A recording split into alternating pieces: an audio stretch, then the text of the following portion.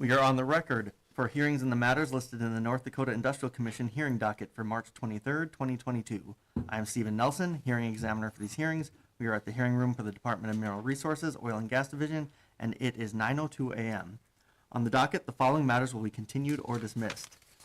Case number 29230 will be continued to April. Case number 29046 will be continued to April. Case number 29073 will be continued to April. Case number 29119 will be dismissed. Case number 29120 will be dismissed. And case number 29121 will be dismissed. Case number 29240 will be dismissed. Case number 29241 will be dismissed. The administrative docket starts on page 3 with case number 29236 and goes through case number 29250. These cases will be heard in the next room with Michael Zisch. Audio recordings of the cases on the administrative docket will be placed on the Oil and Gas website by the end of the week. If you wish to appear in one of the matters on the administrative docket, please appear in the next room. If there is opposition to the matter, it will be brought back into this hearing room to be heard and your statements and evidence will be taken. We will begin with case number 29230. Temporary spacing to develop an oil and or gas pool discovered by the True Oil LLC, number 31-36 Northern State Well, file number 37495, the northwest quarter of the northeast quarter of section 36, township 148 north, range 102 west, McKenzie County, North Dakota, define the field limits and enact such special field rules as may be necessary. This case is continued to April. Moving on, case number 29231, application of Marathon Oil Company for an order amending the applicable orders for the Killdeer Bakken Pool to establish a 1,600-acre spacing unit described as the west half of sections 16 and 21, northwest quarter of section 28, east half of sections 17 and 20, and northeast quarter of sections 29, township 145 north, range 94 west, Dunn County, North Dakota, and authorize 7 horizontal wells to be drilled on such unit and for such other relief as may be appropriate. Will all interested parties please come forward? Thank you, Mr. Examiner. Wade Mann, P.O. Box 2798, Bismarck, North Dakota, appearing in this case on behalf of Marathon Oil Company. I have 3 witnesses appearing telephonically: Taylor Roberts, Greg Bertowski, and Andrea Mateos, and they should all be on the line now. Okay, so the first witness was Taylor Robert. Are you on the line? Yes, sir. Do you solemnly swear or affirm under the penalties of perjury that the testimony you're about to give in this matter will be true and correct to the best of your knowledge and belief? Yes, sir. Taylor, can I have you state your name, by whom you're employed, in what capacity, and give us your business address? Yep. Taylor Roberts, land professional for Marathon Oil Company for a little over 7 years. Business address, 990 Town and Country Boulevard, Houston, Texas, 77080.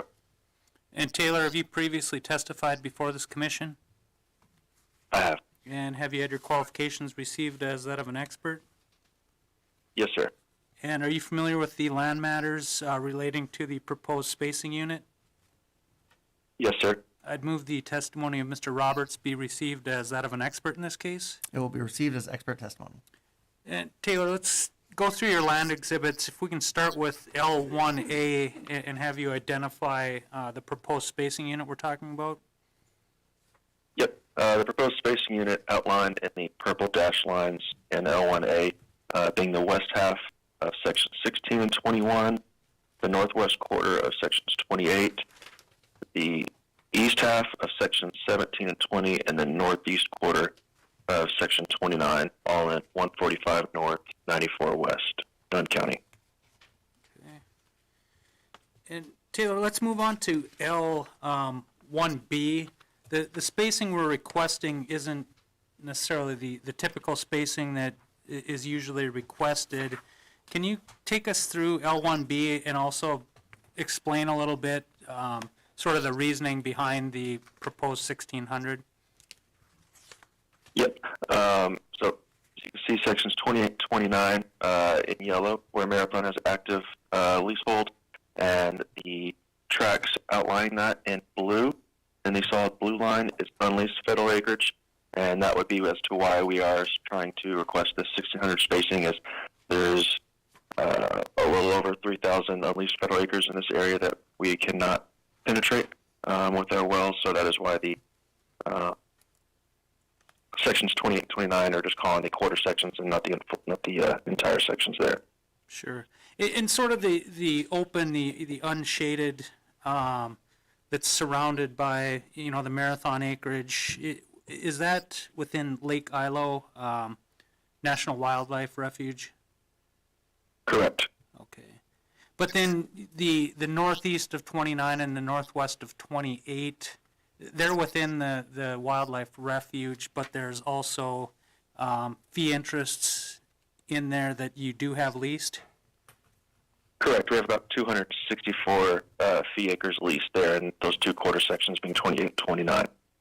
Okay. And you're seeking to include those into the proposed spacing unit, correct? That is correct. And if you don't do that, is there some risk then that acreage might not get developed? Correct. Yeah. Based on the current spacing, yeah, that acreage would be left idle. Okay. Let's move on to Exhibit L1C. And can you take us through that? And that's just the gap where there's no development, that sort of that open hole with those, I guess, six sections. That's the wildlife refuge. Is that correct? Correct. Yeah. I guess the 6.5 sections there, also being the west half of 27 to 34, are all undeveloped due to the unleased federal acres in that, what we call the Lake Ilo area. Sure. And Marathon has made efforts in the past to get this acreage leased. Is that correct?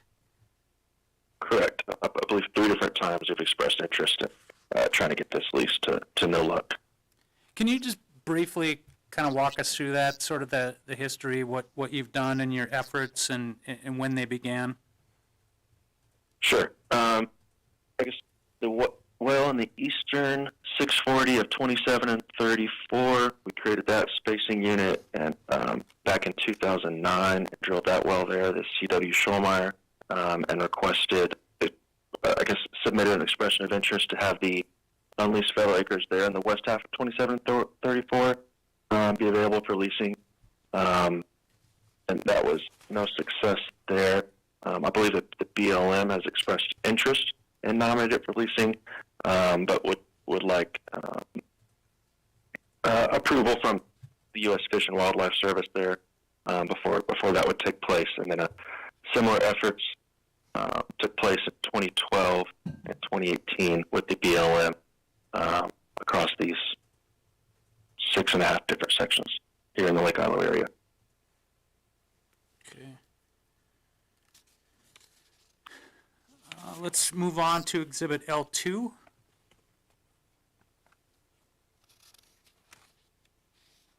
Sure. Exhibit L2 is the proposed 1,600 spacing unit, being those same sections I listed earlier, west half of 16 and 21, northwest of 28, the northeast of sections 29, and the east half of sections 17 and 20. Yellow tracks, Marathon have 100% working interest in. Orange, Marathon has a partial. For this proposed 1,600, Marathon would have a working interest of 94.11% about. And you can see in the exhibit there, tracks 12 and 13 is where the unleased federal acreage lies. So we would be sure not to penetrate that when development, if development takes place. Okay. I have no further questions for Mr. Roberts at this time, and I'd offer the land exhibits. The exhibits are admitted. Are there any questions from commission staff?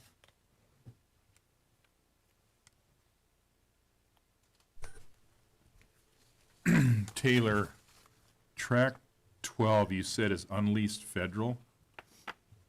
Correct. So how can you show that? So is there a divided interest in that?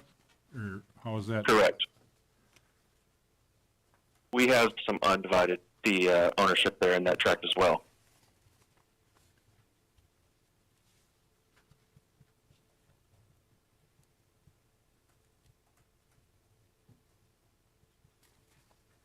So the fee and the federal interest are undivided? In that tract, yes, sir. And even though you have the fee under lease, you still can't penetrate it? Correct. We due to the unleased federal acreage there. Are you still actively trying to lease federal acreage in this area? Yes, we've expressed interest and, looking for status updates, but it's currently not available for leasing. But I believe when that would take place, we'd be very interested. Okay, thank you.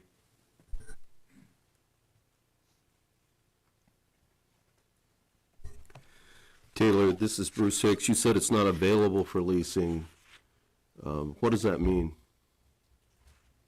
Well, I guess we submit expressions of interest to the BLM to make it available for leasing. So the BLM would need to nominate those federal tracts for Marathon to be able to lease it. You said the fee interest? What was that? No, I'm sorry. The federal acreage. We need the BLM to nominate it for leasing, and I believe they need consent from the U.S. Fish and Wildlife Service in order for that step to take place. So it's a bit of a few dominoes need to fall. So the BLM will not even put it on their agenda to lease until the U.S. Fish and Wildlife Service allows it? That is correct, or allows or consent. That is correct.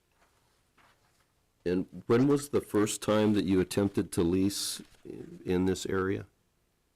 You talked about 2009, I believe summer of 2009. Okay, and that was on the east side of the wildlife management area, is that right?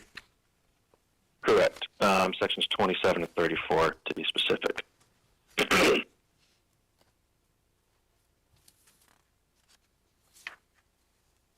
If the two tracks that you're wanting to include in the spacing unit were allowed to be nominated, how would that change your development plan? Are you planning to drill this out a couple years from now, or what's the timing on it? You're referring to if the quarter sections in 28 and 29 were included in the proposed 1600? Yes. Okay. I believe, not punting, but Greg has more information on the development plan, but I believe it would be in the next 18 to 24 months.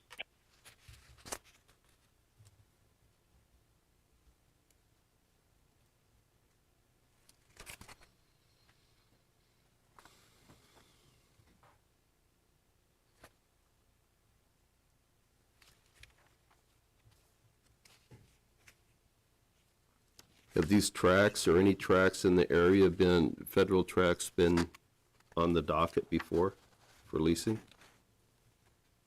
Not to my knowledge.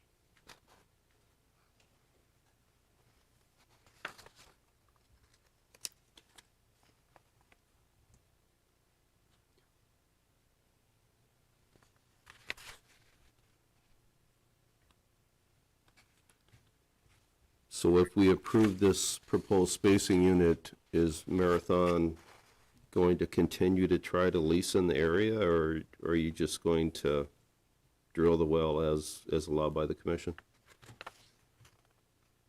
Yes, I believe we've shown that we've, 3 times in the last 10 plus years that we want to lease in this area, interested in acquiring leasehold in this area.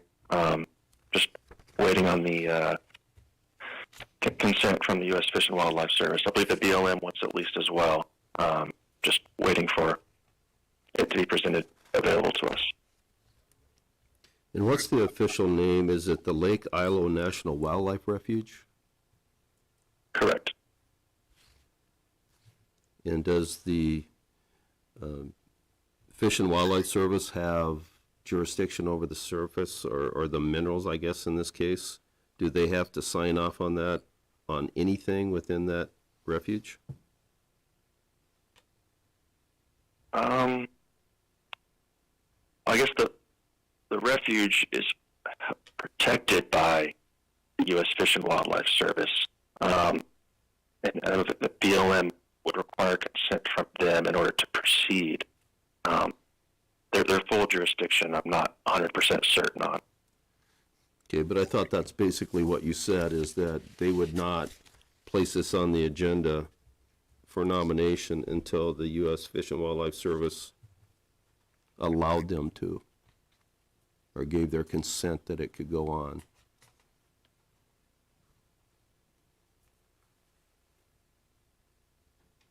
Nate, say that question one more time. Sorry about that, Bruce. Well, I'm trying to understand the role that the U.S. Fish and Wildlife Service plays in this leasing and nomination to get on the agenda. And I thought that you had indicated that the BLM would not place it on the agenda until the U.S. Fish and Wildlife Service had approved that to go on the agenda. So to me, you were saying that they had to have their consent. Well, I guess the wildlife, I believe, protects the surface, and we're just worried about the minerals. So as long as there's no surface occupancy, and we are penetrating the unleased federal acreage, it should work out.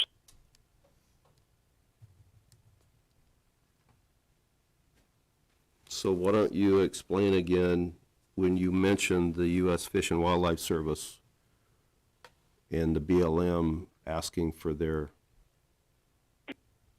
input? Okay, well, the BLM has expressed interest in wanting to get this lease, needing consent from the U.S. Fish and Wildlife Service. I believe there's been some concerns that they wouldn't lease the minerals until drainage of the resources has been demonstrated, and I believe there's a bit of a, I don't want to say, there's a bit of a contradiction as to maybe some of the studies there. For the U.S. Fish and Wildlife Service to provide consent with the BLM. Have you tried to make a case that you have drained, you drained adjacent to the wildlife management, or the refuge, right, on the east side there, where you said you attempted to lease the west half of those two sections? Have you tried to claim that you're draining their acreage and it should be leased there? I believe so. In 27 and 34. Correct. I'd like for you to just supplement the record and give us a little more insight on the role that the U.S. Fish and Wildlife Service has here, and then just outline the attempts that you've made to try to lease the federal acreage in this area, if you would. Sure. So we've made at least 3 attempts dating back to 2009 for these unleased federal tracts to become leased, which are owned by the U.S. Fish and Wildlife Service. The BLM would not nominate these tracts to be leased until they obtain consent from the Fish and Wildlife Service, and that has not been obtained for the National Wildlife Lake Ilo. But Taylor, I do want you to submit all that on a supplement, so we can get it into the record in writing. Okay. Okay, thank you.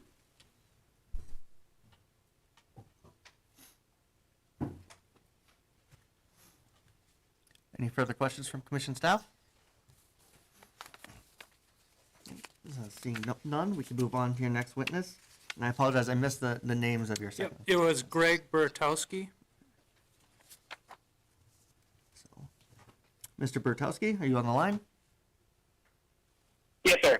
Do you solemnly swear or affirm under the penalties of perjury that the testimony you're about to give in this matter will be true and correct to the best of your knowledge and belief? I do. Greg, can I have you state your name, by whom you're employed, in what capacity, and give us your business address? Yes, my name is Greg Bertowski. I'm employed by Marathon Oil Corporation as a geologist. Been with Marathon for about 7 years, and in the Bakken for almost 5. And our business address is 900 Town and Country Boulevard, Houston, Texas, 77024. And Greg, have you previously testified before this commission? I have. And have you had your qualifications received as that of an expert? Yes, I have. Okay, and are you familiar with the geology and development matters relating to this proposed spacing unit? Yes, sir. Okay, I'd move the testimony of Mr. Bertowski be received as that of an expert in this case. It will be received as expert testimony. And Greg, can you take us through Exhibit G1 and identify the structure underlying the proposed spacing unit? Yes. So shown here in Exhibit G1 is the proposed 1,600-acre spacing unit in dash red line, superimposed on the Upper Bakken Shale structure map. In near proximity to that is a cross-section line from A to A prime, which will be shown in the next exhibit. Okay, and let's move on to the cross-section G2. Okay, so as I mentioned in the my last comments, this is the A to A prime cross-section showing the producing intervals of the Middle Bakken and Three Forks First Bench in this area from A to A prime, given consistent thickness of both of those reservoir intervals across that. Okay. And let's move on to G3, if you can take us through your proposed plan of development for this 1,600-acre spacing unit. Okay, proposed plan of drilling for this is to drill all of these wells off of one pad with 7 new wells to be drilled beginning in March of 2023 and continuing into the mid-year in our current drill plan. As shown here, you'll notice that there's a Middle Bakken well that closely overlies that existing 1280-acre spacing well, and there is 2 existing 1280-acre spacing wells, which would of course remain on that 1280 in the respective 1280-acre spacing unit. But the one well on the western side, as you can see, is significantly short of the northern line of 17. Plan will be to and as well as on top of that, the hanger was set high on this well, so the toe of this well is also probably likely under depleted as well, as shown here. So the plan will be to P&A that well and to replace that well for 1,600-acre spacing unit. The production on this well is pretty minor as well. Both of the wells in the 1,600-acre spacing unit on the east and west sides will be at least 520 feet of the respective unit line. As shown, as mentioned previously by Taylor, plan will be to stop the wells short of the unleased federal acreage, with the westernmost well being affected there and having to stop at least 1,320 feet short of that section line due to the unleased acreage, and the easternmost well having to stop 640 feet short given that unleased federal acreage tract. Okay, I have no further questions. I'd offer the geology exhibits. The exhibits are admitted. Are there any questions from commission staff? Greg, just confirming that existing well on 17 and 20, is that a Middle Bakken target? It is a Middle Bakken target, yes. Okay, and then the well you're projecting that would essentially drill nearly on top of that would be the Middle Bakken well, the second well from the west, correct? That is correct, yes. I believe there's only approximately 5,000 feet of simulated lateral on that existing well, given the length of it, as well as the issues had with running casing back in 2012. And your intent would be to plug and abandon that well before drilling operations or after? It would be prior to drilling operation. Okay. And then the eastern existing well on 16 and 21, is that also a Middle Bakken target? That is the Middle Bakken target. It has the reason why we're not doing the same methodology with that one is that well had a successful casing run and has been refracked in the past or recompleted in the past and has a higher steam oil than the western well. Okay, and where you're crossing that well, you'll be in the first bench of the Three Forks. You'll be below it. That is correct. Okay, thank you. Yes, sir.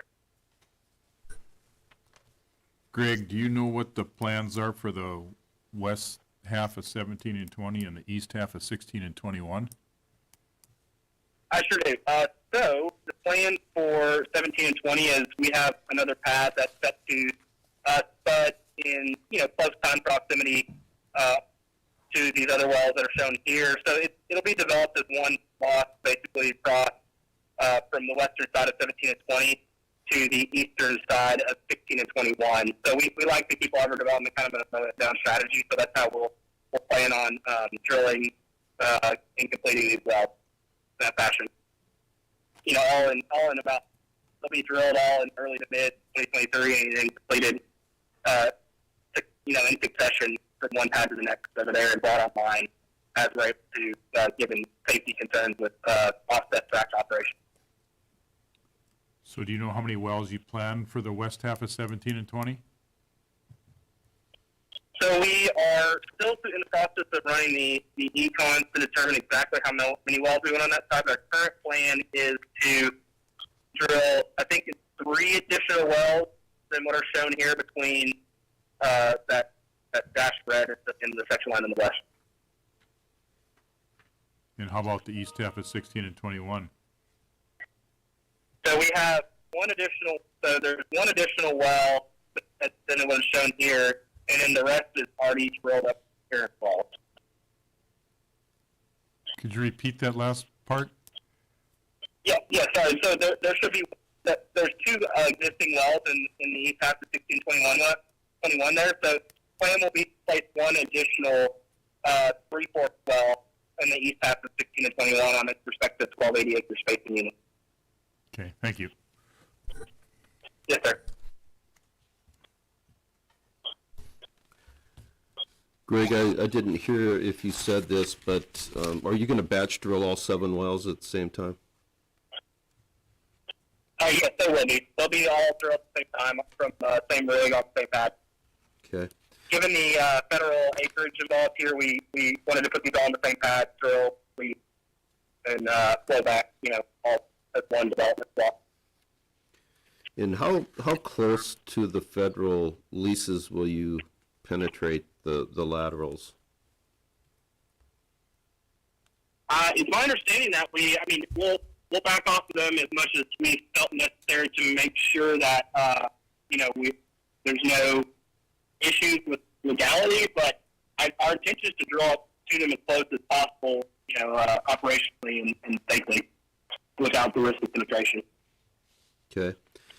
And do you believe, and maybe I'll ask your next witness this, but do you believe that you'll enter into a drainage situation where these federal acreage within the spacing unit may be able to be leased at some point?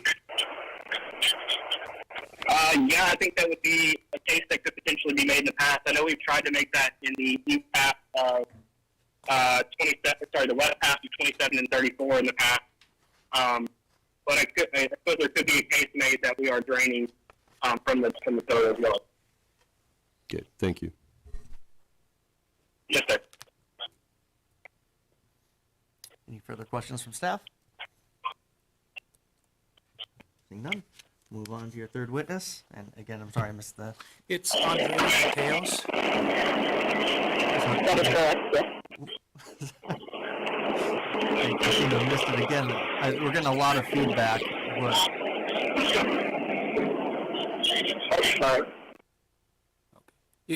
Mr. Examiner, the next witness is Andrea Mateos. Andrea Mateos. Ms. Mateos? Yes, I am here.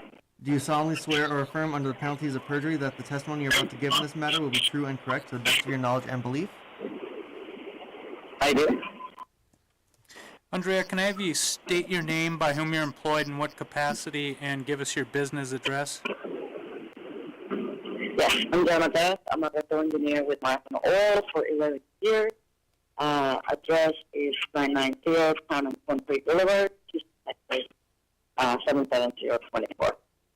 And Andrea, have you previously testified before this commission? Yes, And have you had your qualifications received as that of an expert? yes. I'd move the testimony of Ms. Mateos be received as that of an expert in this case. It will be received as expert testimony. And Andrea, let's go through your Exhibit E1. Can you take us through the reservoir data and economics for this proposed spacing unit in the wells? Yes, of course. So the laterals in this unit will be longer than a standard lateral of about 10,000 feet. Two sets of reservoir and economic data are being presented. On the left, we have our standard laterals, which are shaded in gray, and on the other side, the right, are the longer laterals, which are proposed for the 1,600-acre unit. So the expected production for this well is 530,000 barrels for the middle backend, and then 430,000 for the three coast wells. This is out of an original oil rate of about 22 million barrels for the 600-acre unit, leading to a well recovery factor of about 45%. We are expecting an increased production of 250,000 barrels when compared to our standard laterals. So each of the wells and the overall development has positive return. The B-feed MP10 of the middle backend well is $4.4 million, and the Three Forks is $3.8 million. The economics were ran at $60 per barrel WTI flat case, and the total MP10 for development is $28.4 million, which is an increase of about $6.6 million when compared to a standard lateral case. And Andrea, moving on to E2, can you describe how you would intend to drill and complete these proposed wells? Yes. So the drill and completion plan is going to be to run and cement a 7-inch casing past the point, then to run and cement a 4.5-inch liner approximately 10,800 feet. 10,800 feet to 12,200 feet further, depending on the well. We completing from 43 to up to 48 stages in a plug-and-play manner, also depending on the well, and the total work was expected to be around 8 to 9 million, between station facilities and artificial lift costs. And as was mentioned, the reached 3428 we took a mandate prior to the drilling of this well. Okay. And Andrea, in your opinion, would the proposed spacing and development plan, would that prevent waste, protect relative rights, and prevent the drilling of unnecessary wells? Yes. I have no further questions for Ms. Mateos. I'd offer the engineering exhibits. The exhibits are admitted. Are there any questions from commission staff?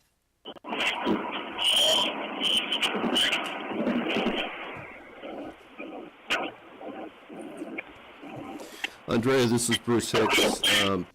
I didn't catch what your drilling and completion costs were per well. Of course, yeah. We're starting to be between 8 and 9 million. 8 or 9 million? Between 8 and 9 is because they're different lengths. So for the well, that's going to be between those. Okay. And the water saturation that you're showing for the Three Forks, is this the average across the first bench of the Three Forks, or is that actually the target zone that you have within it?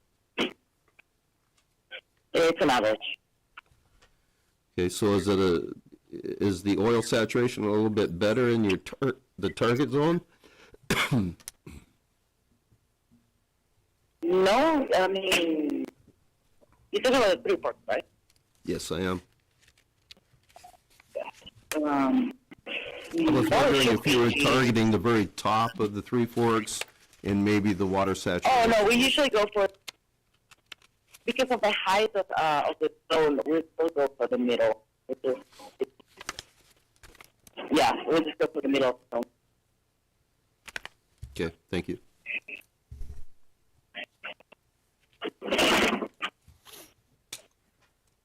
I'd like to go back and ask Taylor a question. Taylor, are you still online? I am.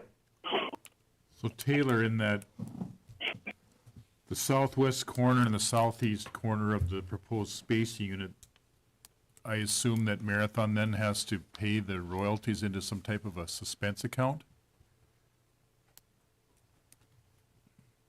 Well, yeah, either, I guess we go with the direction of the U.S. Fish and Wildlife Service there, but yeah, we could either set up some 8/8 into a suspense account, or if they had a different direction, we could do that as well. Okay, thank you. Taylor, this is Bruce again. The suspense account you said with the U.S. Fish and Wildlife Service, why wouldn't it be with the BLM? Why would it be with the surface owner? I believe the U.S. Fish and Wildlife Service owns the minerals. Okay. And I didn't catch what you said. You said that tracks 12 and 13 have both fee and federal interests, correct? 13, we don't own any fee there, just the unleased fed. 12, there's fee and federal acreage in track 12. Okay, on Exhibit L2, you're showing 40 acres in track 12. What's the net federal acres in that tract?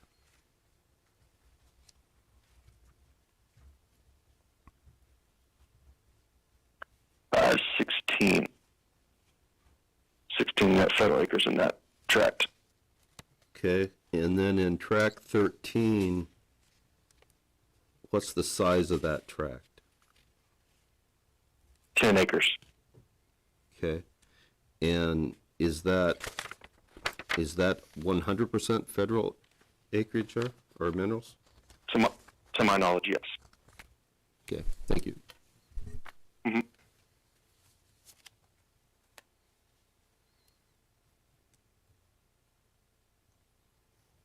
Are there any further questions from commission staff?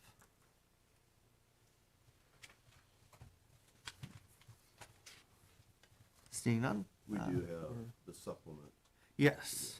Yes. So, yeah, as mentioned, Yeah, that needs to be late too. We, in addition to the late filed exhibit, also got the gas capture plan affidavit. I should have that probably later today or early tomorrow, and we'll submit that as a supplement as well. But I guess, Taylor, with respect to the supplement, with respect to the role of Fish and Wildlife Service and sort of our timeline and outline of our efforts to get this acreage leased, how long do you think we'll need to get that put together and submitted to the commission? Is a week sufficient, or would 2 weeks be better? Yeah, I think if we can get it to them by the end of the month, being the 30th or 31st, if that's enough time, or if they allow that week-long extension, that should be enough. Okay. so 1 week from today will be March 30th. Is that sufficient? March time? 30th, Taylor? That works? Works. Okay. That works for me. Yes, sir. The record will remain open until March 30th. And anything further?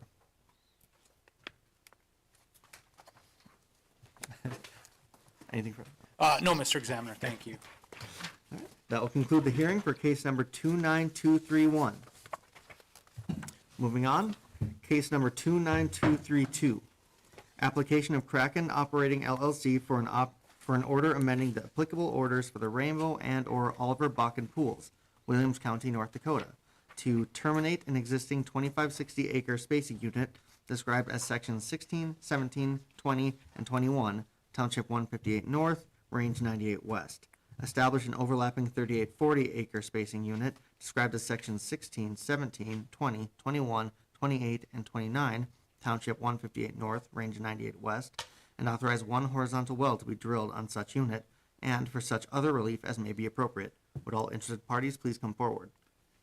Thank you, Mr. Examiner. Wade Mann, P.O. Box 2798, Bismarck, North Dakota, appearing in this case on behalf of Kraken Operating LLC. I will have 3 witnesses appear telephonically: Alan White, Brian Lucero, and Matt Luna, and I will contact them now.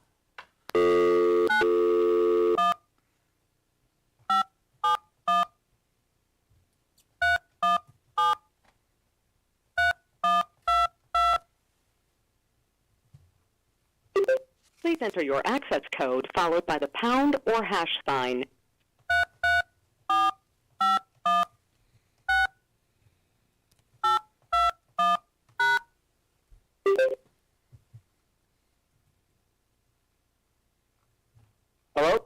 Hey, Alan, you guys all there?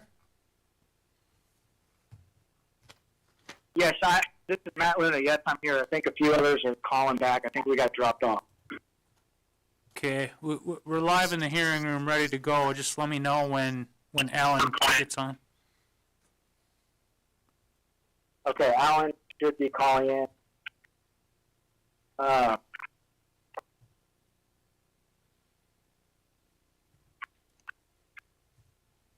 Is Brian on, or is he calling in as well? So we were all on the line. Brian, you there? Yes, I am. All right, we just need Alan. That's correct.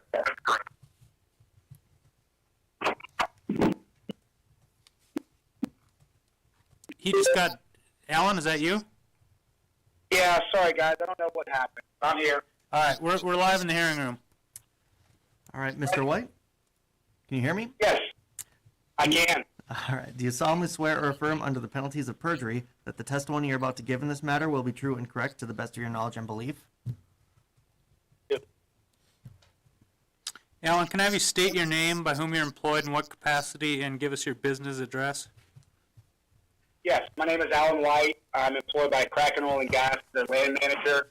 Our address, 9805 Katy Freeway, Suite 300, Houston, Texas, 77024. And Alan, have you previously testified before this commission? Yes, I have. And have you had your qualifications received as that of an expert? Yes, I have. And are you familiar with the land matters associated with this proposed spacing unit? I am. Okay, I'd move the testimony of Mr. White be received as that of an expert in this case. The testimony will be received as expert testimony. All right, Alan, let's go through your land exhibits, beginning with the L1. Yep, Wade, L1 is the regional locator map of the Rainbow and Oliver Field. For the exhibit L2, it is a map depicting our proposed 3040 spacing unit, consisting of sections 29 and 32, 28 and 33, 60, 21, and 20, all in 98. See the working interest breakdown for each of those DSUs. I will go to say that sections 29 and 32, 28 and 33, and 17 and 20 are Kraken-operated DSUs. And section 16 and 21 is a Hess-operated DSU. We have been in constant communication with Hess with regards to this particular case that we are testifying on today, and they have indicated to us they have no objections to us dissolving the existing overlapping 2560 spacing unit and forming this new 3-mile 3840 spacing. You will see that Kraken owns the majority interest in this proposed 3840 spacing unit at 50.91%. Okay, I have no further questions for Mr. White. I'd offer the land exhibits. Exhibits are admitted. Are there any questions from commission staff? Seeing none. Mr. Lucero, are you still on the line? Yes, I am. Do you solemnly swear or affirm under the penalties of perjury that the testimony you're about to give in this matter will be true and correct to the best of your knowledge and belief? Yes, I do. Brian, can I have you state your name, by whom you're employed, in what capacity, and give us your business address? My name is Brian Lucero. I am employed by Kraken Oil and Gas as their geology manager. Our address is 9805 Katy Freeway, Suite 300, Houston, Texas, 77024. And Brian, have you previously testified before this commission? Yes, I have. And have you had your qualifications received as that of an expert? Yes, sir. Okay, and you're familiar with the geology underlying the proposed spacing unit? Yes, sir. I'd move the testimony of Mr. Lucero be received as that of an expert in this case. The testimony will be received as that of an expert. And Brian, let's start with G1. Can you describe the structure underlying the spacing unit? Exhibit G1 is a structure map across the Rainbow and Oliver Field, based on the top of the Middle Bakken Formation. It's on a 50-foot contour interval showing dip roughly to the south. it also shows the location of our type log. All right, let's move on to the type log. Can you take us through that exhibit? This is our type log showing the Middle Bakken target interval. It is the Fairbanks 1-20H well. Okay, I have no further questions for Mr. Lucero. I'd offer the geology exhibits. The exhibits are admitted. Are there any questions from commission staff?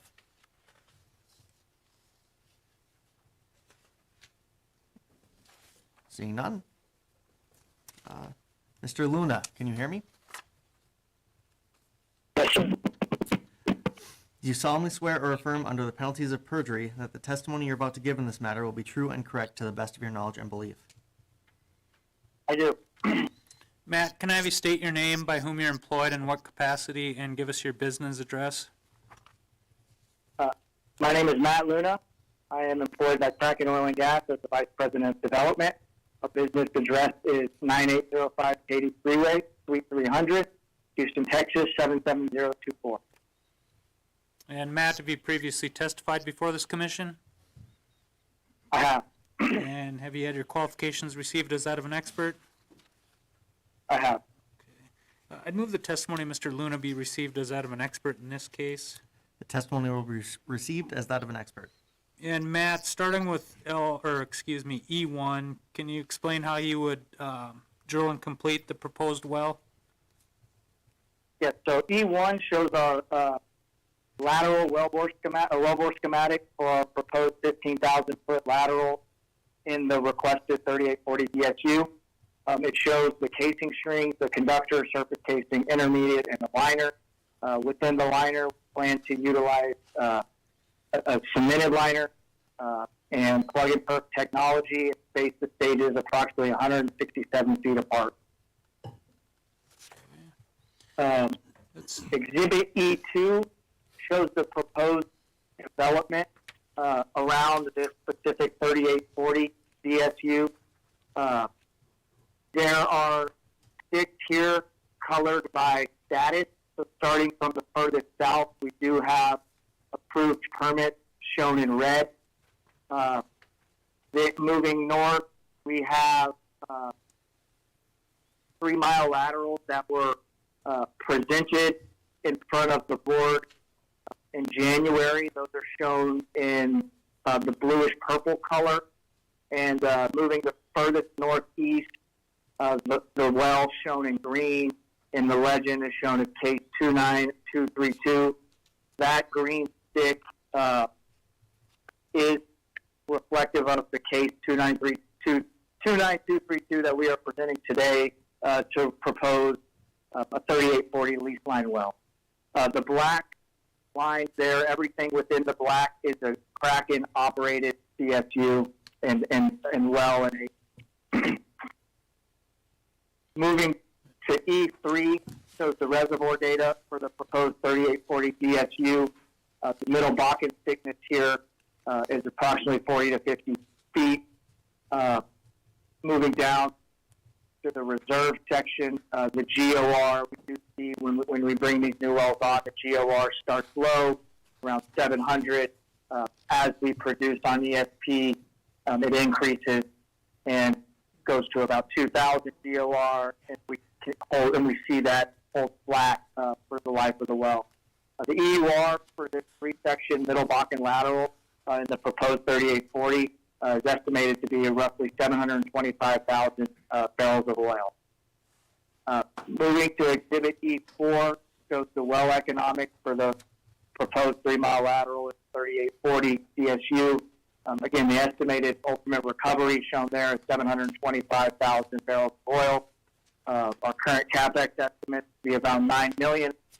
Running at a price deck of 70 flat oil and about $3.50 flat gas results in economics that we view as favorable, around 180% rate of return, an NPV around $9 million, and then a discounted payout just a little over a year and a half.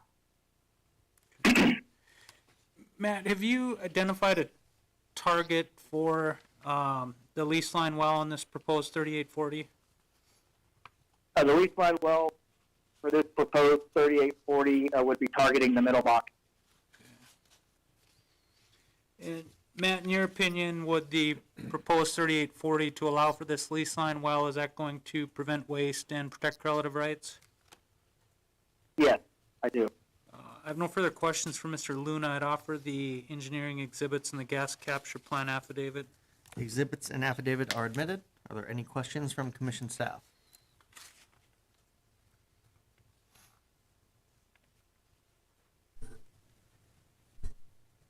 Matt, do you know, or why aren't you showing any wells in the west half of 28 and 33 and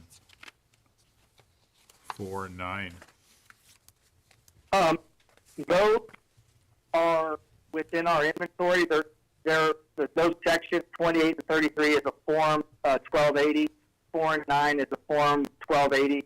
The reason I didn't show any sticks there is just because I wanted to show sticks that were, presented to the NDIC and board at some point in time. So we could follow up with supplemental to show those as future sticks down the road, which we do carry and plan to develop at some time. But given we don't have approved permit, and it wasn't like a recent 3-mile proposal in January, we did not show those. But you have a case on the docket to approve that spacing unit, correct?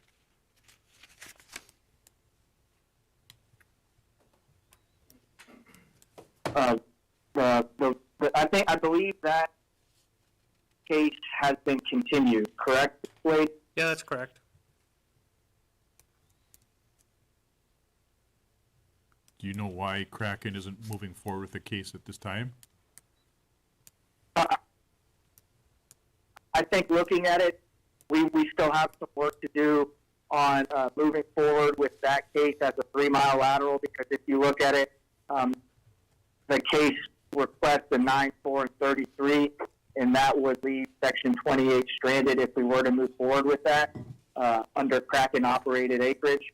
So it is likely that we will eventually take that one off the docket.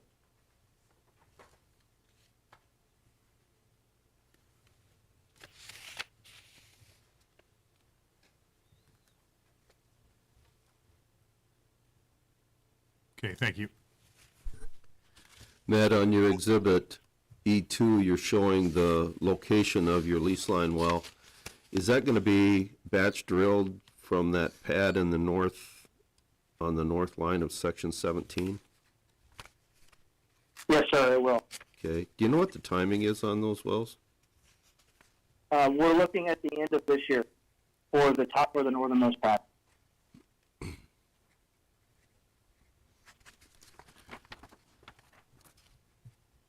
And on exhibit E3, you're indicating, of course, your GOR goes up with your ESP production.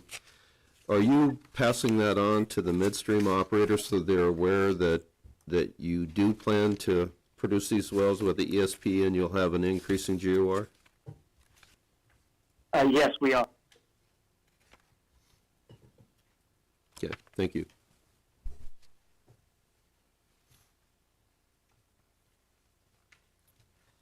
Any further questions from staff? Seeing none? Anything further, Mr. Mann? No, Mr. Examiner, thank you. That will conclude the hearing for case number 29232. Moving on, case number 29046, application of Kraken Operating LLC for an order amending the applicable orders for the Oliver Bakken Pool to establish a stand-up 1920 acre spacing unit described as section 33, township 158 north, range 98 west, and sections 4 and 9, township 157 north, range 98 west, Williams County, North Dakota, and authorize 2 horizontal wells to be drilled on such unit and granting such other relief as may be appropriate. This case is continued to April. Moving on, case number 29073, application of WPX Energy Williston LLC for an order amending the field rules for the Hart Butte Bakken Pool, Dunn and McLean Counties, North Dakota, to create and establish the following: 2 overlapping 1920 acre spacing units comprised of sections 22, 23, and 24, and 25, 26, and 27, all in Township 149 North, Range 91 West, authorizing the drilling of up to 5 horizontal wells in each proposed overlapping 1920 acre spacing unit, and an overlapping 3840 acre spacing unit comprises sections 22, 23, 24, 25, 26, and 27, all in Township 149 North, Range 91 West, authorizing the drilling of 1 horizontal well on or near the section line between existing spacing units and said proposed 3840 acre spacing unit, and or for such other and further relief as appropriate. This case is continued to April. Case number 29233, application of Foundation Energy Management, LLC, for an order amending the applicable orders for the Beaver Creek Bakken Pool to authorize the recompletion and production of 1 vertical well and 2 horizontal wells in a 640 acre spacing unit consisting of Section 1, Township 142 North, Range 103 West, Golden Valley County, North Dakota, and for such other relief as may be appropriate. Will all interested parties please come forward? Yes, Mr. Chairman. Tom Throne, P.O. Box 6590 in Sheridan, Wyoming, appearing on behalf of the applicant foundation. If it would be acceptable to the chairman, I would propose about 5 minutes, and I'll go get my witness and bring the exhibits in, taking a break. Maybe 3 minutes? Sure, why don't we take a 5-minute break here and Okay, we can come back and reconvene. thank you.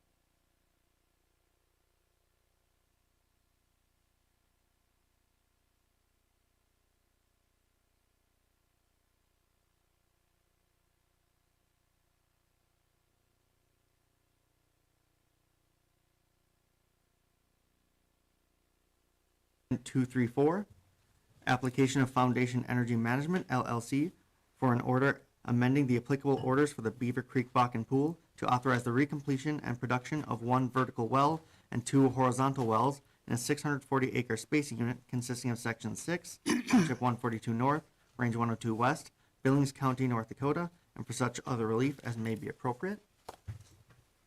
And 29233 and 29234 will be heard together. Yes, Will all interested parties please Mr. come Chairman, forward. Tom Throne appearing on behalf of the applicant Foundation Energy Management in both cases. We have 3 witnesses, 2 appearing by phone. Lee Garvey will be our land witness, and Kenneth Daniel will be the geology witness appearing by phone. The engineering witness is sitting at the table here with me, Andrew Ernst.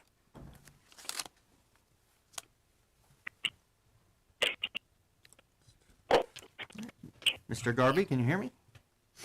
Yeah. Do you solemnly swear or affirm under the penalties of perjury that the testimony you're about to give in this matter will be true and correct to the best of your knowledge and belief? Yes. Lee, would you please state your name and address for the record?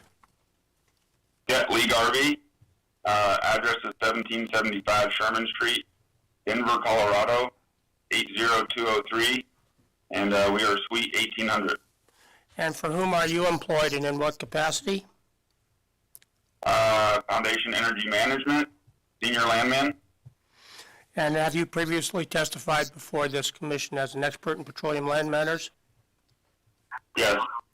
And are you personally familiar with the lands contained in both applications 29233 and 29234? Yes. I would ask that Mr. Garvey's qualifications be accepted as that of an expert. The testimony will be received as that of an expert. So Lee, you heard that we are combining 29233 and 29234 for this hearing. Correct. So I will probably have you go through each exhibit for each of the applications and generally summarize. I think Exhibit 2 is the one that has the biggest difference. Correct. Okay, have you prepared the exhibits that you're going to talk about today? Yes. Okay, moving to Exhibit 1 of both hearings, would you please describe the contents of each? Yeah, let me pull up my, go. So this just pretty much outlines our Beaver Creek field. Everything in yellow is our acreage position out here. And then as you can see in sections 1 and section 6, where we're applying for the 640 spacing unit, you can kind of see it in the bottom portion of the Beaver Creek field. And please briefly refresh the commission's staff on Foundation's background with this acreage. So we acquired, some of this acreage was acquired earlier on through a whiting acquisition back in 2015. And the other half of this, I would say about 50%, was just recently acquired through an acquisition that we did with MP Resources. Okay, moving on to Exhibit 2, and start with the Exhibit 2 for 29233. Explain the contents of that exhibit, and then move on to 29234. Okay. Well, you can see in section 1 of 29233 that we are applying for the 640 spacing unit. We have 100% of the working interest in the entire section. There's one mineral owner. We have confirmed that they do indeed have the right to the Bakken Formation. I know that there was some ambiguity in our last hearing in regards to that, and we confirmed that Burlington Resources does in fact own it. And we do in fact have 100% of the leasehold. You can see where our proposed recompletion well is located, kind of over there in the center of the east side. And then, depending on the result of that recompletion, then we would probably move up to drill those 2 other laterals, as you can see up there to the north. Okay, and then moving on to case 29234, explain the contents of Exhibit 2 in that one, and I believe it's a 2-page exhibit. Correct. So this one has 4 separate mineral tracts. Again, it's based on the 640. You can see our proposed 3/4 Bakken vertical recompletion well. And then just north of that is where we would put our pad and drill the 2 laterals as well. The majority of this unit, I believe Foundation has, a 91% working interest. Some of the tracks, as you can see, have different ownership. Track 1, we have 100%. Track 2, we have 96%. Actually, Resources has 3.2%. And then as you go down to track 3, we have a little bit more working interest owners in that one. Our interest is diluted a little bit, but still carry the majority at 77%. And in track 4, we have 100%. And if this staff and the commission approve this application, will Foundation work with the other working interest owners shown on Exhibit 2 and for Section 6 and 29234? Yes. And just to clarify, the proposed long laterals are the blue dashes in both exhibits? Correct. And then the recompletion target is the one in the blue star? Correct. I have no further questions for Mr. Garby and ask that the exhibits 1 and 2 for each of the dockets be admitted into the record. Exhibits are admitted. Are there any questions from commission staff?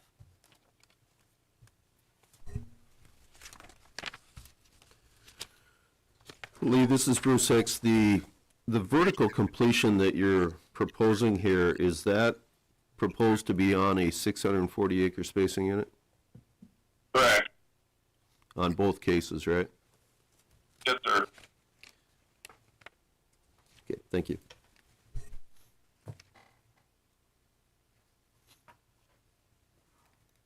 Any further questions from staff? Mr. Daniel, are you on the line?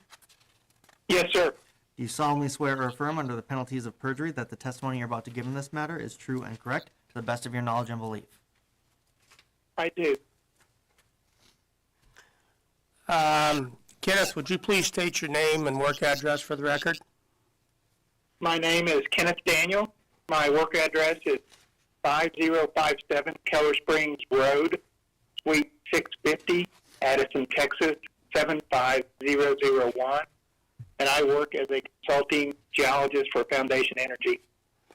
And have you previously testified before this commission as an expert in petroleum geology? Yes, I have.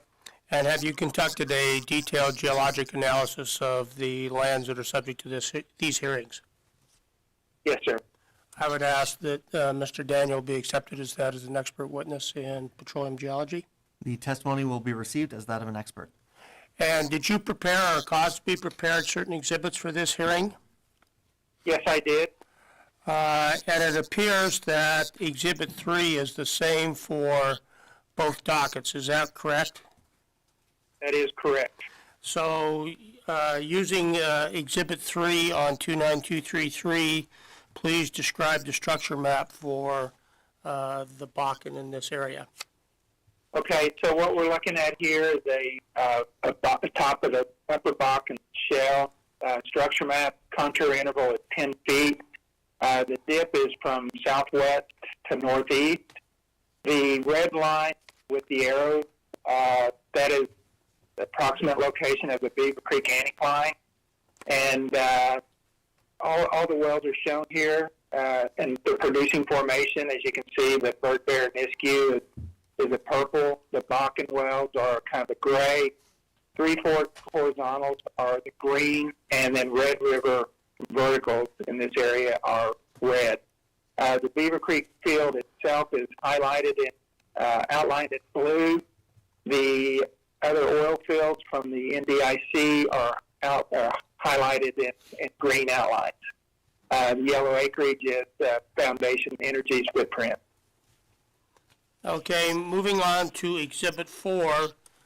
Please describe the contents of that exhibit and then highlight the difference between Exhibit 4 and each of the two cases. Okay, So what we're looking at here is a zoomed-in area of Section 1 of 142 North, 103 West, in 29233 and in 29234. We're looking at the highlighted Section 6 of Township 142 North, Range 102 West. And it, once again, just kind of a zoomed-in area of the drilling spacing units we're looking to apply for in the Beaver Creek oil field. And then once again, you can see the Bakken structure map, 10-foot contour interval with the axis of the Beaver Creek anticline. And you will also see a blue star which illustrates a type log. And then you will see cross-section A to A prime, which basically goes from Section 1 and 142, 103, and it goes over to Section 5 and 142, 102. And it will be a stratigraphic cross-section showing the interval of interest. Okay, moving on to Exhibit 5. Would you please describe that type log? Yes, Exhibit 5 is the Federal DEM 9210 JV-P number 2 well. That is file number 14953. It's located in the northeast of the northwest of Section 6, Township 142 North, Range 102 West. This is displayed basically as a triple combo. The gamma ray color field is in track 1. The resistivity is located in track 2, and then the density neutron porosity is located in track 3. The Bakken pool defined in the Beaver Creek field is 50 feet from above the top of the Bakken to 50 feet below the top of the Three Forks. In this particular area, the Bakken itself thins quite a bit compared to when you move out into the basin. But you can see the intervals of interest in the vertical recompletion. I have it highlighted by kind of red squares, rectangles on the right side. The Bakken shell is kind of a hot gamma ray, and then in this area, the Three Forks underlies that, and then you have the Bird Bear and the Bupero underneath that. Okay, and you mentioned AA prime. Would you turn to Exhibit 6 and describe the cross-section? Yes. Once again, this is kind of a west to east cross-section that is flattened on what I call the top of the middle Three Forks. And then, once again, it just shows the similarity of the section here. The kind of upper gray color field is basically the term false Bakken in that interval. And then the blue, blue color field on top of that is the Scallion limestone. The Bakken label sits right above the Bakken shell itself. And you can see that it's very thin in this area. And then it's underlain by the Three Forks Formation. The horizontal target would basically be in that Bakken Three Fork kind of interval in there.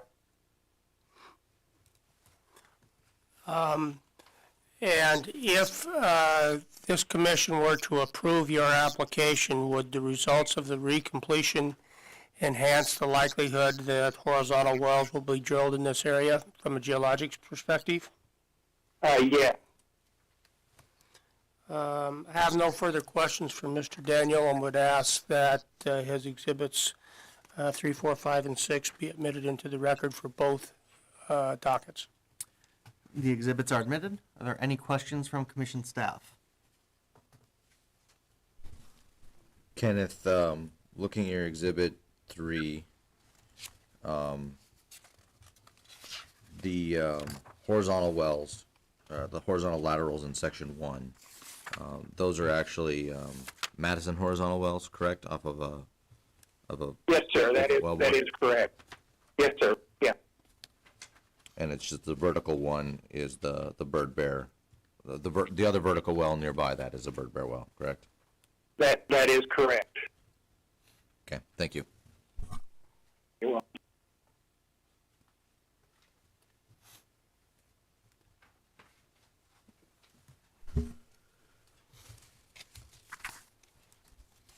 Kenneth, this is Bruce Hicks. We had a previous case, 28-846, that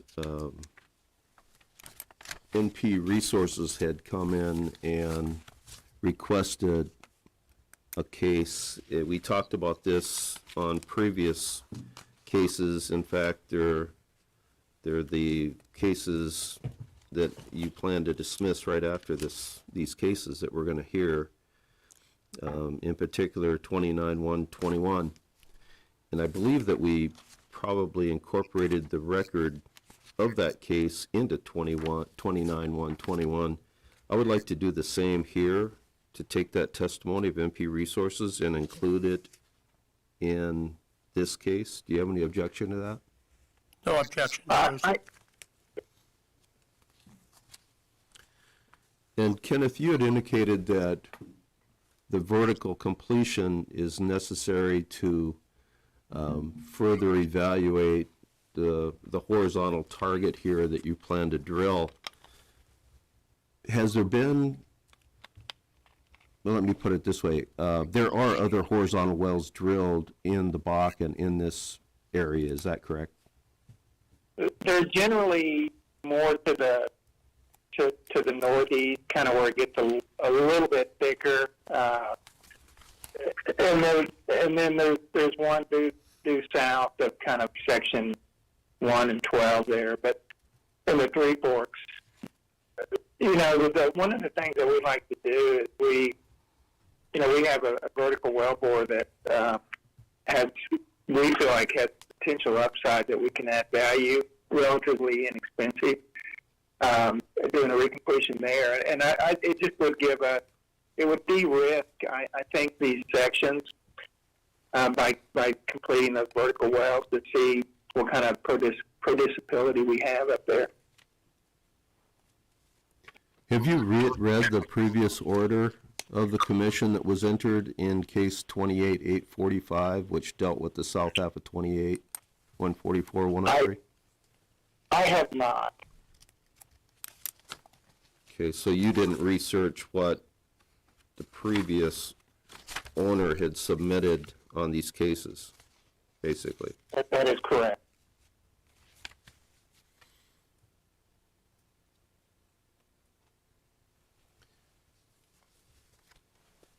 So it sounds like you're wanting to complete vertically because you said that would enhance the value of the properties, is that right? Well, I mean, we have a wellbore that's existing, and before we would abandon that well, we'd like to test, the productive intervals in there to add value, and then also, like I said, it kind of de-risk drilling the horizontal laterals. Okay, and by adding value, are you taking away value from the horizontal wells since you're producing reserves that would be produced from the horizontal? I do not think so because, it's fairly tight rock in here, and it's a fairly thin section, and I don't think the reserves that we produce vertically will take away from the horizontal well. In my opinion, right, so if we have favorable results from the vertical recompletion, I think we would try to move toward getting these laterals drilled and, approved and drilled. And so the time period between the vertical recompletion and the horizontal wells, I don't think it would be significant enough to, hurt the horizontal wells. And the way that the laterals are kind of spaced out, they're approximately 2,000 feet apart, and it's actually kind of away from the vertical well. I'm not a reservoir engineer, but I don't think that there would be a huge pressure sink or any kind of takeaway from the vertical wells from the horizontal well. Mr. Hicks, we plan on addressing that in the engineering testimony as well. Okay, I just wanted to know what his knowledge was on the past exhibits and testimony that we had received, so thank you.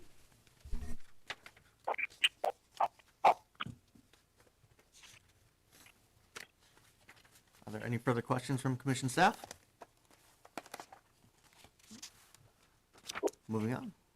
Mr. Ernst, please raise your right hand. You solemnly swear or affirm under the penalties of perjury that the testimony you're about to give in this matter will be true and correct to the best of your knowledge and belief? Would you please state your name and work address for the record? Andrew Ernst. Address is 2020 Highway 85 Southwest, Fairfield, North Dakota 58627. And for whom are you employed and in what capacity? Foundation Energy Management as an operations engineer. And have you previously testified before this commission as an expert in petroleum engineering? Yes. And have you had occasion to analyze the engineering data with regards to both of the cases that we're discussing today? Yes. I would ask that Mr. Ernst be accepted as that as an expert in petroleum engineering. His testimony will be received as that of an expert. And have you prepared or caused to be prepared certain exhibits for these hearings? I have. And you realize that we are hearing both cases at the same time? I do. So what I would suggest is that you address any differences in the two cases as we go through, but just concentrate on 29233. Okay. Okay? Yeah. Starting with Exhibit 7, would you please describe the contents of that exhibit? So Exhibit 7 shows our vertical wellbore for the 9210 JVP Barkland number 1. This one has a total depth of 12,710 feet vertical well. Currently, it is cased with 7-inch casing, and we are producing from the Bird Bear and Red River formations. Our current production is 10 barrels of oil per day. And then with the other exhibit, Federal DM 9210 JV-P number 2. The only differences here are a total depth of 11,100 feet, currently producing from the Bird Bear formation. This one has ESP for artificial lift, as opposed to the Barkland number 1 that has sucker rod lift. That's exhibit number 7. Okay, moving on, describe Exhibit 8, your proposed recompletion design. Exhibit 8, we plan to utilize the current wellbore and current casing. We'll set a cast iron bridge plug above the existing perforations and producing zones to isolate them. Then we will perforate into the Bakken Three Forks zone, run with tubing, and turn these wells on with sucker rod lift. The proposed stimulation on these wells will be we'll have proppant, 200,000 to 250,000 pounds of proppant for the whole stage. That's our purpose behind that, is to simulate one stage of a lateral wellbore to test out our completion technology and get accurate production data, so we can use that to move forward with development of horizontal wellbores if it's economical. Okay, and the differences between the two wellbores? Yeah, so the differences here being the depth of the producing zones. Those will be different, but other than that, we'll have to set our tubing at an appropriate depth based off of that producing formation. But they'll both be on sucker rod lift. So You'll have to convert the DM Federal from the SP to a sucker rod lift. Correct, which will entail some additional cost with surface facilities and purchasing a rod string. Okay, moving on to Exhibit 9. I believe both Exhibit 9s are identical. Would you describe the proposed horizontal wellbore diagram that you would drill if the recompletions provide enough evidence to do so? Yes, and these are just preliminary designs. Total depths will vary. Those will vary based on our surface location and the approach we have to make to get the 1 mile lateral. So just on here I have total depth of 16,000 feet, but that's not exact. we'll have surface casing that's 9 5/8 inch, intermediate casing that will be 7-inch, cemented up to the appropriate depth, and then we will run a liner or 4.5-inch liner, and perforate that liner to produce from the Bakken Three Forks formation. Our current plan for production on these wells will be to have them on sucker rod lift as well. And then our planned stimulation will be about 18 stages. Total proppant will be 2,650,000 pounds. Total fluid 96,500 pounds barrels, and then total acid 72,000 gallons of HCl. Okay, moving on to Exhibit 10, would you please describe the reservoir parameters for the vertical wells, and as in the past, only highlight the differences between the two cases on the exhibits? Yes, so for the vertical well reservoir parameters, they're pretty similar between the Beaver Creek and the Bicentennial Fields. Or sorry, these are both Beaver Creek. Measured depth of 10,500 feet. Estimated bottom hole pressure 6,300 pounds psi. Average thickness of 30 feet. Porosity of 5.5%, and average water saturation of 40%. The reservoir fluid properties, the temperature should be 250 degrees Fahrenheit. Oil gravity estimated at 42 degrees API. Formation volume factor of 1.4. Gas to oil ratio of 700 standard cubic feet per standard barrel. And then our calculated reserves, the solution gas drive would be our drive mechanism. Original oil in place factor is 183 standard barrels per acre foot. EUR for, average per well, slightly different between these two wells here. For the Barkland, it'd be 52,000 barrels of oil and 0.05 million cubic feet of gas. Barrel of oil equivalent of 64,000 barrels of oil. And then on the other exhibit, it'd be 56,000 barrels of oil, same gas, 0.05 million cubic feet. We're estimating our recovery factor based on 40-acre drainage area, recovery factor of 10.8. Then economics on the vertical recompletions, basing it on the slightly different initial oil rate. So for the Barkland, it'd be 57 barrels of oil per day, starting with 40 MCF per day. And then on the federal DM2, it would be 54 barrels per day and 38 MCF per day. That would give us a return on investment for the Barkland of 2.1, and then a payout of 1.2 years on an investment of $600,000. And then for the federal DM2, return on investment of 1.8, payout 1.6 years on an investment of $660,000. These were ran at a flat rate of $75 per barrel and $3.75 per MMBTU. And the significant difference in the costs on the two vertical wells is that the federal well has to have tubing purchased and... rods for Right. rod lift, correct. Okay. Moving on, briefly summarize the reservoir parameters that you would anticipate in a horizontal well. The horizontal well reservoir parameters are the exact same between the two cases. Rock properties, it's a dolomitic zone, measured depth, estimating 16,000 feet.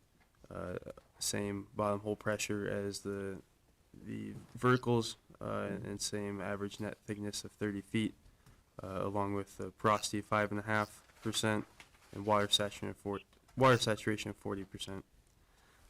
Same reservoir fluid properties as the vertical wells. We ran two base economics. The main difference between these, well, one is a base and one is an upside.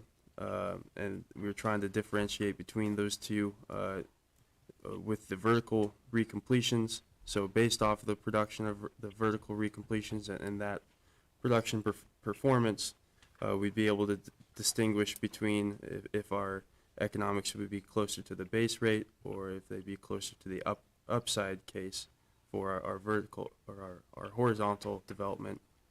So for the base case economics of 175,000 barrels of oil EUR, our initial rate would be 292 barrels of oil per day with 438 MCF per day. Lease operating expenses of $7,500 per month. Same flat rate oil and gas pricing of $75 and $3.75. Our estimated completion capital expense for the horizontal development would be $5 million per well. That would give us a payout of 6.8 years and return on investment of 0.9, which would not be favorable. But if we go to the upside case of 300,000 barrels of oil, we would have a return on investment of 1.6 and payout of 2.1 years, which would be favorable. So the case that we run the economics on will affect our decision on if we choose to develop the horizontal wells or not, and that would be based on the performance of the vertical recompletions. So it's your opinion as an expert in petroleum engineering that the additional data gained from recompletion of each of these wells will help you better analyze the prospects of horizontal drilling? That's correct. And if the results are favorable, is it more likely or not that Foundation will drill the horizontal wells requested in each application? It is more likely, yes. You remember Mr. Hicks discussing with Kenneth the potential damage to the horizontal well by the recompletion of the vertical well. Do you recall those questions? Yes, I do. And if we can go back to Exhibit 10 and reserves, we ran our reserves with an estimated drainage area of 40 acres. We anticipate our drainage area to be within that 40-acre area, which would give us plenty of room to develop horizontal wellbores within that 640-acre spacing. Do you believe that the production from each of the recompletions would damage or inhibit the productive capacity of future horizontal wells that we've depicted in this hearing today? I don't think so, not with this spacing. I have no further questions for Mr. Ernst and would ask that in both cases, exhibits 6 through 11, I believe, 7 through 11 be admitted into the record in each case. The exhibits are admitted. Are there any questions from commission staff? Andrew, when you were doing your economics here, did you evaluate the well in the Three Forks that Continental has immediately to the north of your section 1 here? I don't believe we did. Did you evaluate the wells immediately to the south that NP Resources had done? As far as the cost for as far as whether they were economical or not, and if they were worthwhile to drill wells that performed like that. I personally didn't look into see if those were economic for them or not. How did you come? Sorry, go ahead. Yeah, we can supply, or we can research into that and supply that supplementally if you'd like. Yeah, please do. I would be interested to know on the valuation Foundation has on that well to the north, which produced far more than the wells that were drilled immediately to the acreage in the south. And that well to the north was on section 25 and 36 of 143-103. And the wells to the south are in 13 and 24 of 142,103. And there's a well immediately adjacent to the east in, I believe that's 19 and 30. To the east of the 1324 wells. Yes. And those two sections again were 19 and 30. Yes.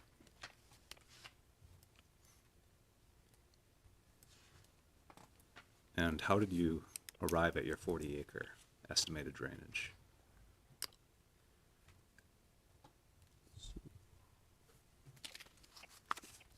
We based off a reasonable recovery factor of 10.8, which we think we could get from the reservoir rock. That based with our EUR from the type curves, we arrived at draining for around 40 acres. Okay, thank you.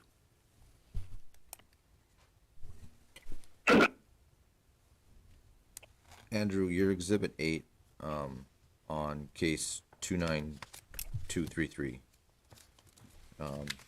Comparing the same exhibit on the other case, looks like there's some stuff missing. I think I'm just gonna ask you to supplement and correct it, but it looks like it's missing the proposed, Baca Three Forks perfs.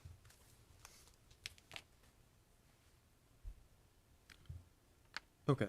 Yeah, I think we're just missing the wording there. On 233, we just had Baca and Three Forks behind pipe Right. rather than perforations. So- Proposed perfs. Would that be proposed perfs, that interval? Yes. Okay. And then I'm assuming, you'd also indicate, or it's on 29234, you indicate 5 sacks of cement on the proposed bridge plug. That's not indicated on 29233. I'm assuming you intend to place the same 5 sacks? Yes. Okay.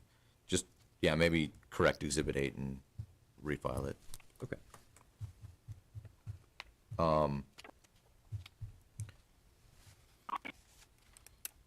When evaluating the stimulation that you are proposing on your vertical recompletions,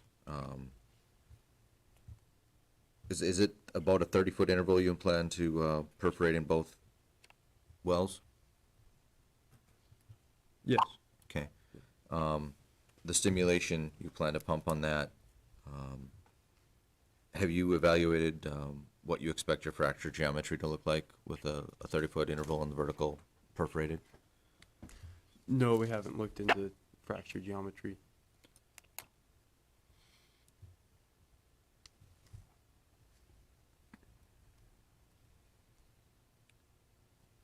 Do you have any way to, I guess, compare a 30-foot, a stimulation done on a 30-foot interval in the vertical portion of the wellbore to what would equate to maybe a several 100-foot stage on your horizontal completions?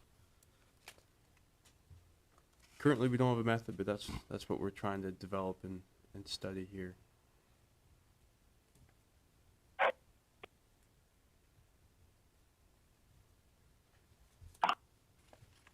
Okay. Thank you.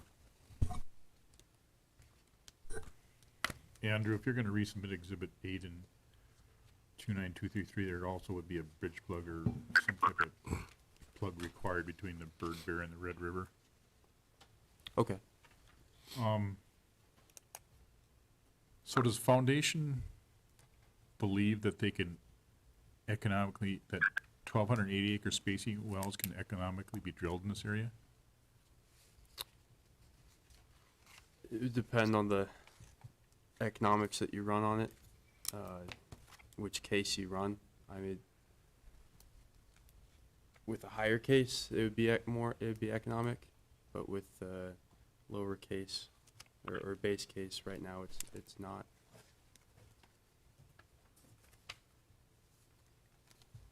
One and 12 are currently a stand-up 1280, is that correct?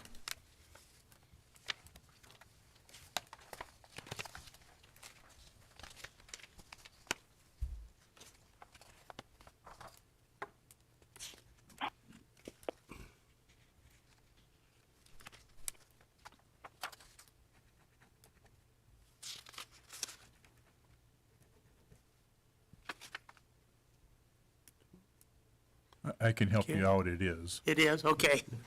And 31 and 6 are currently a stand-up 1280. So if this application is granted, what's going to happen to section 12 and what's going to happen to section 31 as far as horizontal development?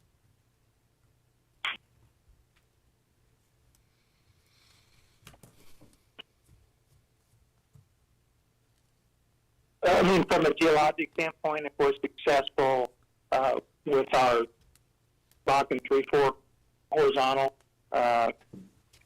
section 1 and section 6, like you said, there's a really good Three Forks well north of us, and then there's a couple that are, 135,000 barrels or so to the south of it.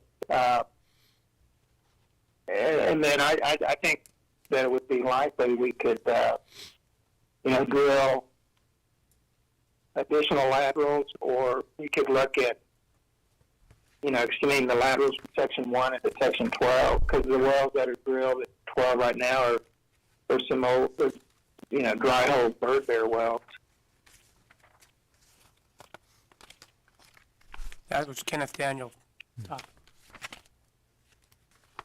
So is it your position that if it's successful and if granted and it's successful, that the same development could be applied to those two other sections? I mean, I think that that's a possibility. I'm going to go back and look at the, in more detail, see what kind of data is available, and possibly backsteer those wells. I know that I don't have a lot of digital logs to put into my steering program, so we might have to digitize those, or just kind of look at,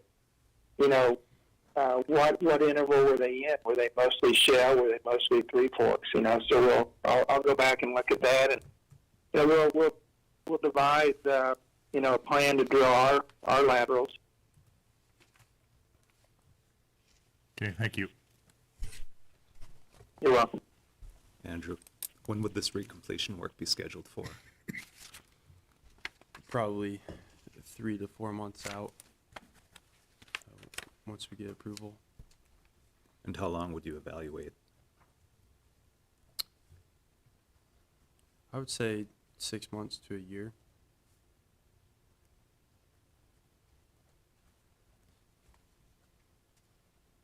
Thanks. So Andrew, what parameters are you looking for to show you that it's economic to drill horizontal wells? What are you going to be looking for in the vertical wells? IP. So what IP, I mean, you said it's going to take 6 to 12 months. So really IP probably isn't going to be a lot of difference, right? I mean, Right. you're looking at long-term 6 to 12 months of production. Yeah, and the initial decline on that as well, with the bottom hole flowing pressure. Want to see how effective that stimulation was in reducing the skin around the well. So we need some time to monitor the fluid levels while we're producing. Have you done any comparison on vertical wells versus horizontal to try to come up with some type of correlation that would give you some results from a vertical well to show that horizontal would be economic? We haven't done research on our own wells. I know we put in a decent amount of time researching online to try and find other operators who have done those comparisons, but we were unsuccessful with that. So that's what we're going to be trying to gather data here to make our own comparisons. So from previous testimony, it didn't sound like you had looked at production in the immediate area that horizontal wells had been drilled in the Bakken. Have you looked at any of the wells in this area? The Yes. horizontal Bakken wells? Yeah, we have. Okay. And have you looked at the stimulations on those wells and compared how different stimulations affected production ultimately?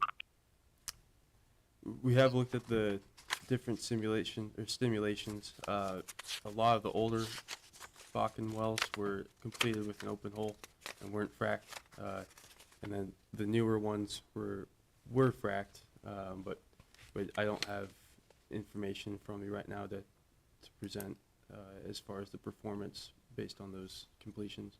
Okay, so you're talking about, when you said somewhere open hole, you're talking about wells that were drilled in the Upper Bakken Shale, right? Yeah.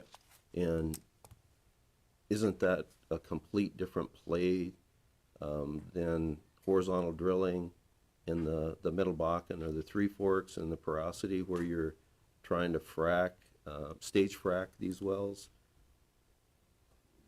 There would be no comparison between those two types of wells, is there? Probably not.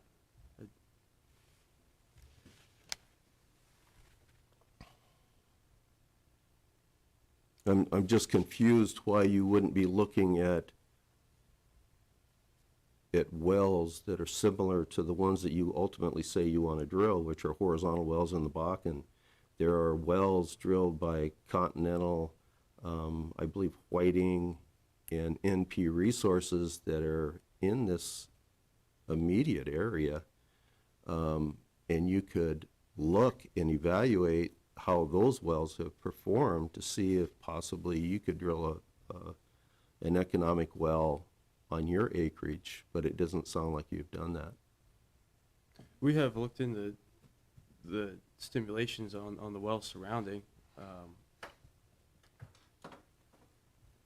as far as how that affected production. We haven't had time to dig that deep into that yet. Do you believe the vertical wells will drain any reserves that you would get from your horizontal production if you were to drill subsequent horizontal wells in the same spacing unit? I don't believe so. I'm sorry? No, sir. We're in Exhibit 10. We had the reservoir parameters for the vertical well, where we were estimating the drainage area of 40 acres, which drainage area of 40 acres would still allow for the development of two vertical or horizontal wells in the same spacing without overlapping production. Are you assuming vertical drainage on the vertical wells? Yes. Do you believe there are natural fractures in the Bakken?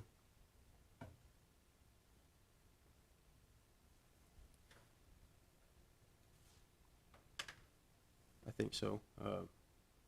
Do they trend a certain way, or do they radially, or are they just all over the place? Is there a certain trend that these fractures are orientated?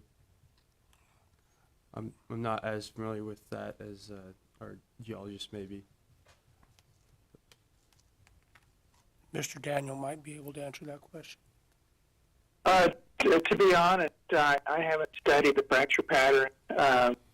I do believe that as you get kind of along the axis of the anticline, and we don't have any 3D data or 2D data over that. It's kind of just subsurface mapping, and I mean you'll see, the way the contours will flatten out a little bit, or maybe even a little reverse, where you see some structuring.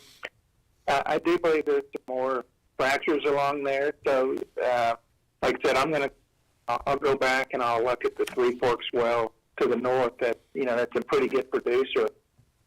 That Continental well's made over 440,000 barrels of oil, and I'll look at their end zone percentages. But it's basically kind of over the crest of that Beaver Creek anticline. That's where the wells to the south, they're really more on the flanks of the anticline.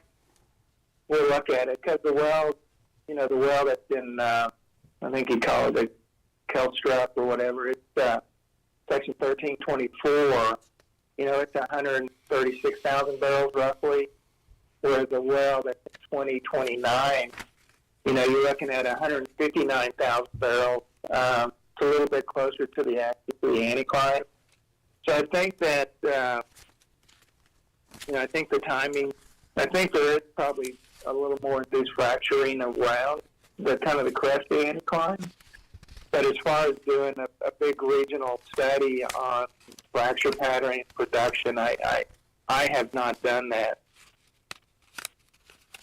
Okay, Andrew, if the Bakken fractures were trending, say, northeast, southwest, which I think a lot of operators believe that is the truth. If they were to trend that direction, you couldn't assume radial drainage, could you, on your vertical well? No, not radial. And if you did have northwest or northeast to southwest trending fractures that you were stimulating with your vertical stimulation, isn't it very possible that you would frack into the same area that you would be drilling your horizontal wells in?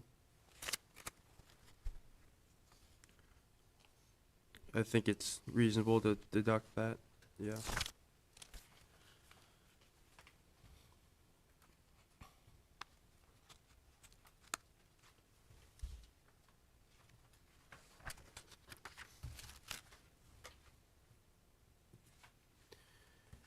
You indicated that you would evaluate the vertical wells and then later, 6 to 12 months, decide if you're going to drill your horizontal. What at that point you decided not to drill the horizontal wells? Do you think it would be protective of correlative rights to have vertical production shared on a section basis? Being you're assuming it's only going to drain 40 acres?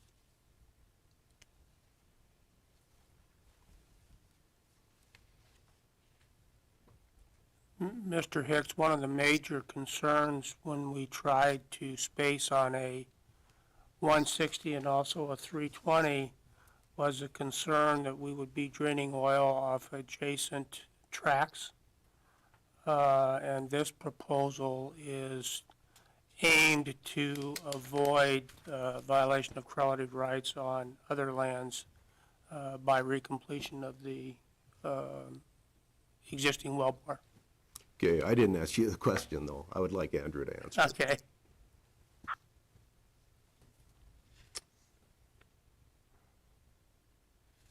Would you mind re-asking the question? Yeah, the vertical wells that you're proposing to recomplete, you want to recomplete those on a 640-acre spacing unit, right? Right. So all parties within the 640 will share in revenue from those vertical wells. It's possible, from your testimony, that you may never drill the horizontal wells.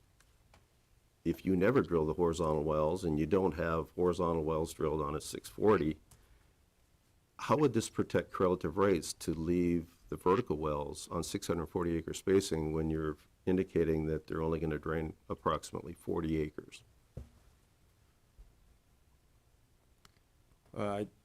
In that case, I don't think it would be the most fair for correlative rights, but would we be able to come back and respace if at that time we decide not to do horizontal development?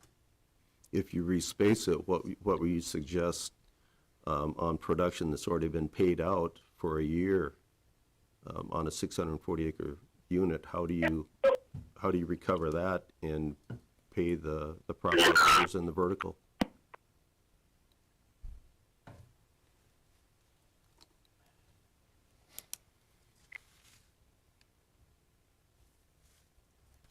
If you don't know the answer, you Yeah, say, yeah, I don't know the answer. Yeah, I don't know. I don't have a good answer for that now, or any answer. On your proposal, I'm looking at case 29-234, Exhibit 2. You show two laterals there. Are you proposing, when you drill your horizontal well, that you will have two laterals, or is that two separate wells? That's two separate wells. Okay. And why are you only drilling 1 mile laterals? Is that how you plan to develop this area? Are you trying to justify horizontal wells drilled on a 640-acre 1 mile lateral? We're trying to justify the horizontal development along with the vertical recompletions as one package. If we continue developing horizontally in this area, I think it'd be reasonable for us to go after longer laterals if we prove that it's economic to do so. But I think in this case, with the vertical wells that we have in place, it would be most advantageous for us to go after 1 mile laterals in this section. How many more, comparing reserves, if you drilled a 2 mile lateral versus 2 1 mile laterals, how do you think you would have the same amount of penetration in the zone, in the Bakken? Having 1 2 mile lateral versus 2 1 mile miles. laterals? Yeah. And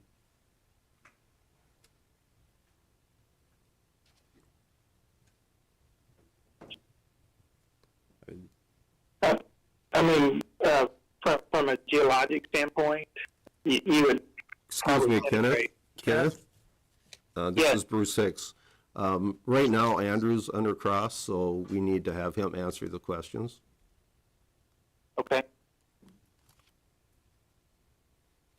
I think it would more efficiently drain this area of, drain this section by having 2 1 mile laterals rather than drilling. Okay, but that's not my question. My question is, would you have more lateral drilled in zone in the Bakken pool if you had 2 1 mile laterals, like you're showing here, or if you drilled 1 2 mile lateral?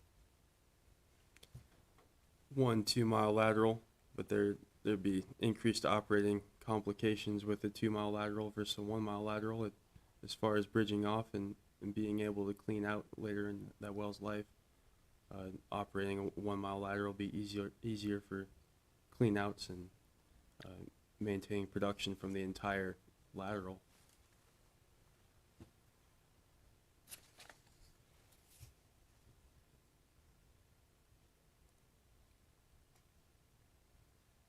In an area such as this, where reserves are not as high as some of the other areas in the basin, like the core area, for instance, operators have opted to drill longer laterals, not shorter laterals, so they could access more reserves from one well.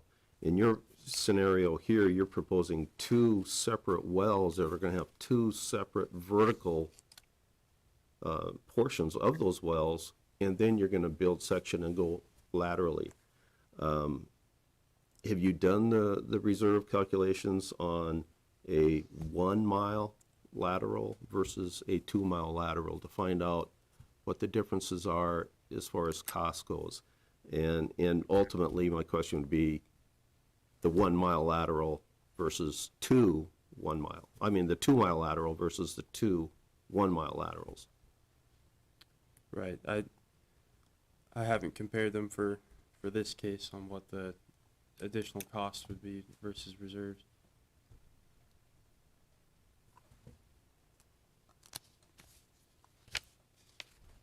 The recent laterals that were drilled in the Bakken horizontally, have they been 1 mile lateral or 2 miles?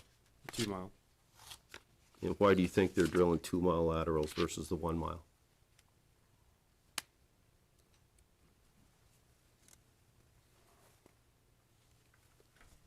I would say that's probably the norm in the oil field right now, is to drill 2 mile laterals.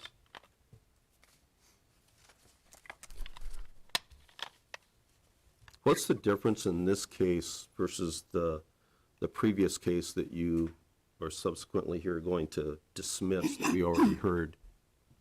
What's the difference? I mean, why are you dismissing the previous case and then now you bring this application before us? Because it sounds like the testimony is almost identical. What's the difference? We wanted to make it more fair for correlative rates on producing or recompleting the vertical well, while also going after the 2 lateral wells, rather than having the correlative rates be unfair in the 160 spacing with just the vertical well. Do you think it'd be more economic to drill a 2-mile lateral or a 1-mile lateral?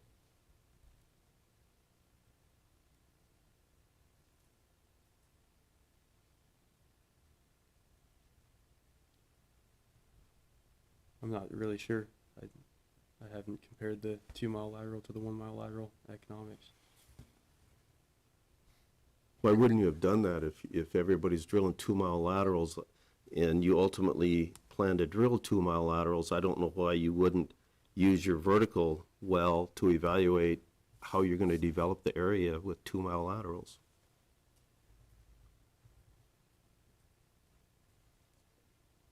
You know, I'm just questioning whether or not the horizontal wells are ever going to get drilled, because it sounds to me like you're adding value that was already said by vertical completions, so you get that vertical completion done real cheap, but you're draining reserves that ultimately may condemn horizontal wells in the future, so all the other mineral interest owners in the area are going to lose if they don't get a developed Bakken horizontal well, because some wells were drilled vertically and have drained reserves. And you've also fracked that well, possibly affecting certain stages that might be condemned now by horizontal wells in the future. So that's how I see it. So I just don't understand why you wouldn't have looked at a 2-mile lateral and other wells in the area. I'm not understanding why other development in the area drilled 2 miles in the Bakken isn't enough information to show that, especially at prices that we have today, that you could go out and drill these wells economically. Thank you.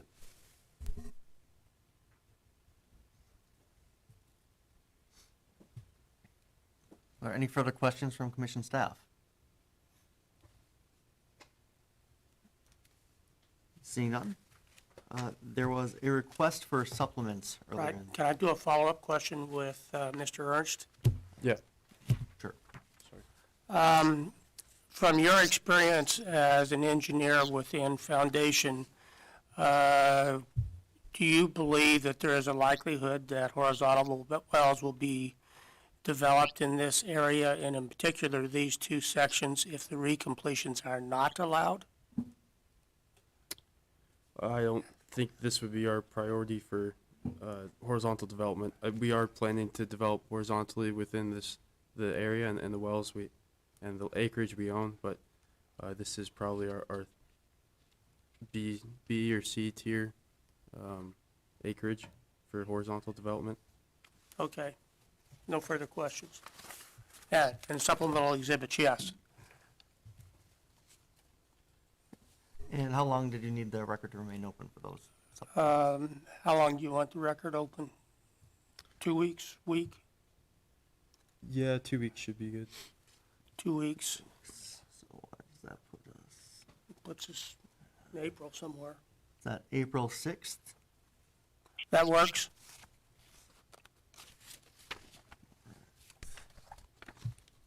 The record will remain open until April 6th, 2022. I do have one more request. The cases 29119 and 29120 and 21, which you're going to be dismissing very shortly here. I would like to incorporate those into the record here, since we did have testimony in the same areas. And then also, case 28846, I would like to incorporate that into the record. That was a previous case that we had for NP Resources concerning Section 6, which is also one of these. Okay. Did you also want 28845? You had mentioned that docket earlier.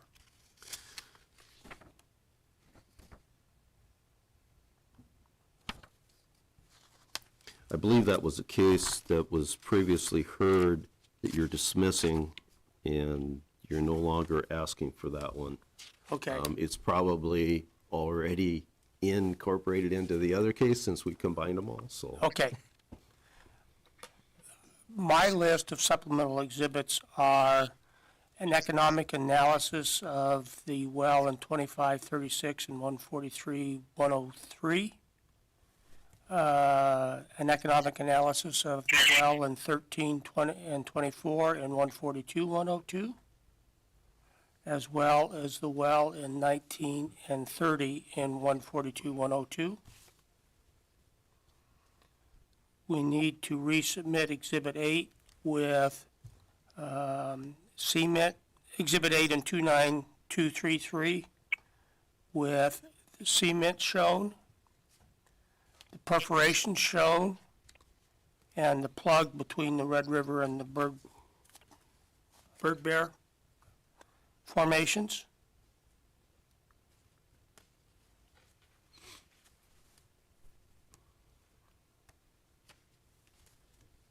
Are those the same ones that you had for supplemental exhibits? Yes. Okay. Tom, I hate to say this, but we had talked about many horizontal wells drilled in this close vicinity here, and the commission would like to go in and look at those. Would you have any objection to us looking at production, stimulation, and how these wells were drilled? And I'm talking about the recent ones, not the Upper Bakken shale wells, but the others that were recently drilled in the last 10 years. The commission staff looking at that? Yes. Yeah, no objection. Yeah, thank you.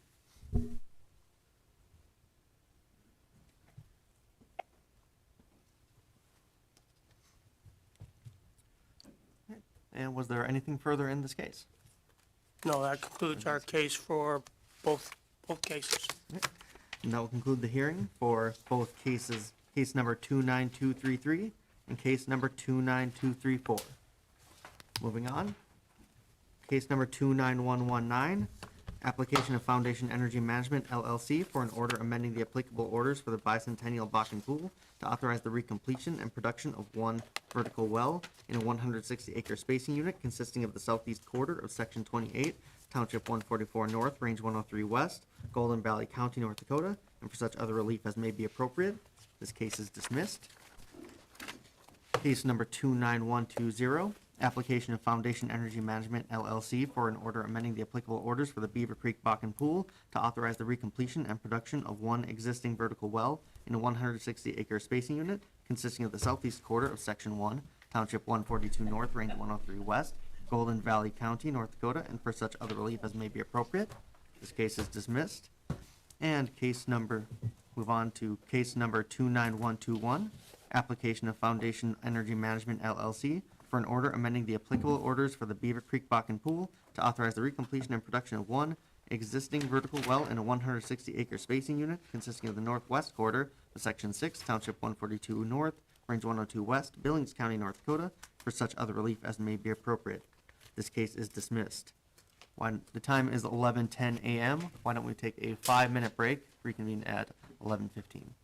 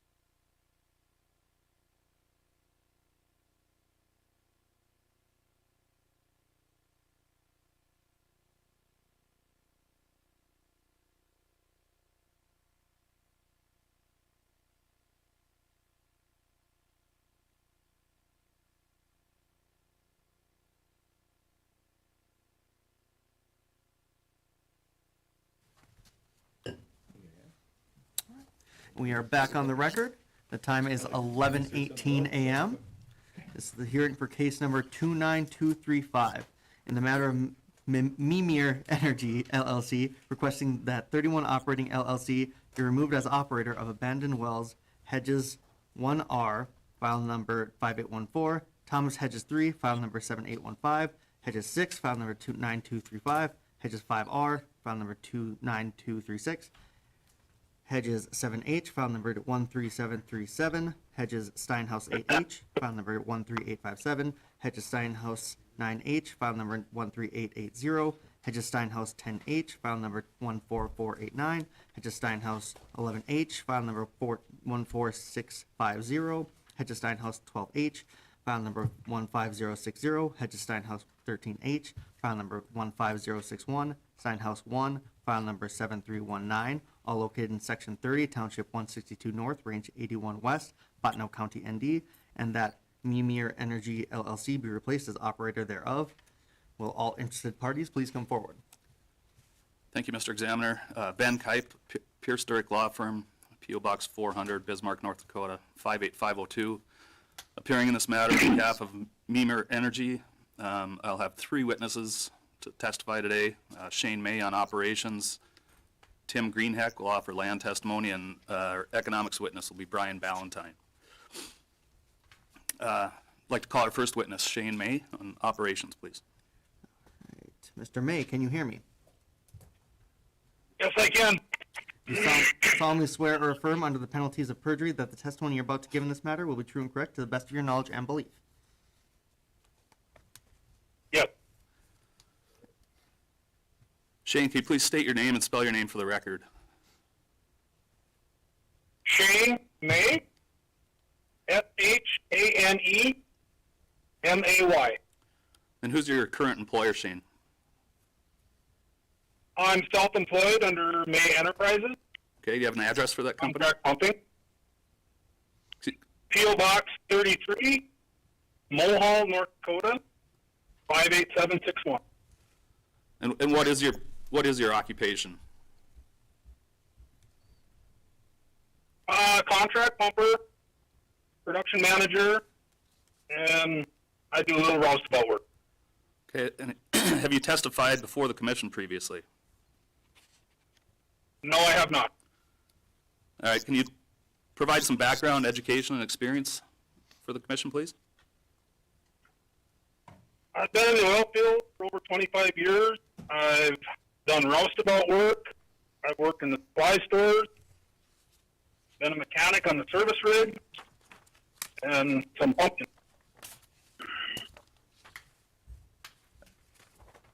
I'd offer the further testimony of this witness to be considered that of an expert. The testimony will be received as that of an expert. Okay, Shane, you have the packet of exhibits in front of you? Yes. Okay, let's go through them. Exhibit 01 is the blue dot the approximate location of the wells that are the subject of this hearing? Yes. And Exhibit 02, is that the township that these wells are located in? Yes, it is. And then with 03, Parts and fittings out pumped to these wells in the past when I worked at the supply store. And I have also checked these wells when I worked for 31 Operating. and how long did you work for 31 Operating? I believe it was 2 or 2.5 years. Okay, and can you provide some background with what happened with 31 Operating from the time they took over operations of these wells until they were abandoned? Everything was started out good, and then our vendors were not getting paid, so that just brought on harder for us to operate. We had to rob from one to try and fix the other, and eventually the power company was not getting paid.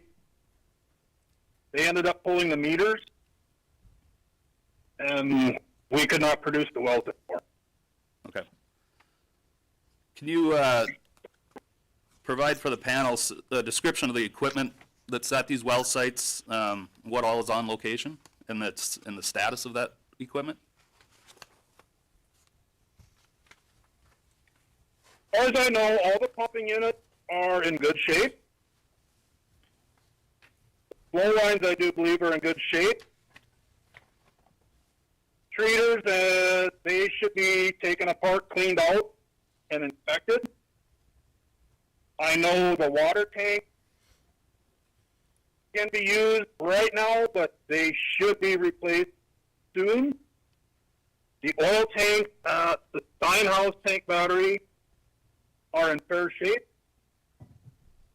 And the ones at the hedges should be replaced. Okay. Is it your opinion that these wells are capable of further production of oil? Yes, we just need to get the power turned on and start producing, but we also need to get rid of the water at this point. Okay, and could you describe the process that would be undertaken to get all that accomplished?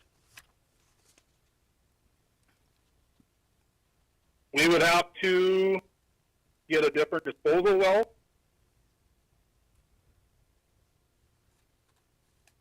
We would have to do some plumbing work at the treaters and tanks to make sure we're not going to have any leaks. And get the power hooked back up so that we can produce.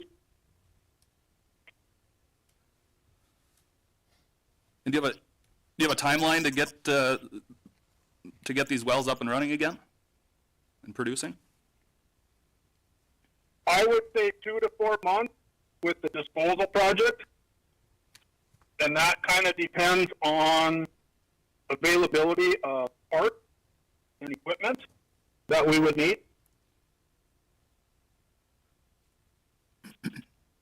And are you aware of any related entities that were the original operators of these wells? Yes, the Valentine family I worked with when a few of these were drilled, and that's where I got to, when I worked in the supply store, bring out the parts, talk with the guys.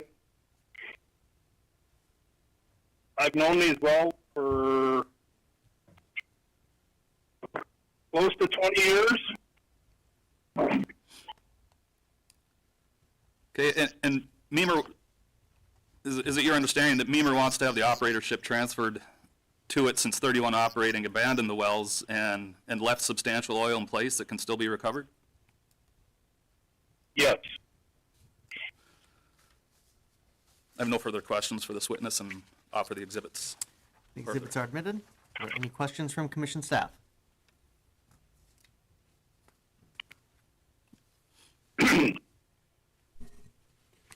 Shane, this is Bruce Hicks. Who is Memer?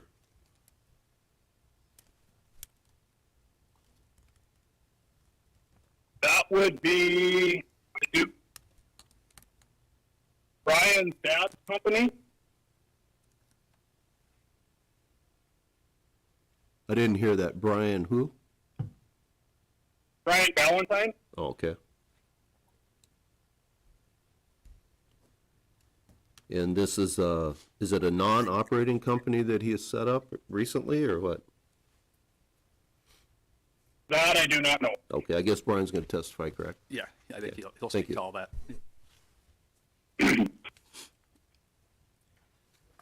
Any further questions? We'll move on. Oh, Shane, do you anticipate starting the rest of the wells once you get the disposal fixed? What was that? I'm sorry. Do you anticipate starting all the oil wells up once you have the disposal up and running in the 2 to 4 months? Yes. Okay, thank you. Any further? We'll move on to your next witness. I believe it was Mr. Greenhack. Correct. You on the phone? Yes, I am. Do you solemnly swear or affirm under the penalties of perjury that the testimony you're about to give in this matter will be true and correct to the best of your knowledge and belief? Yes, sir. Tim, could you please state and spell your name for the record? Tim Greenheck, Timgreenhedk.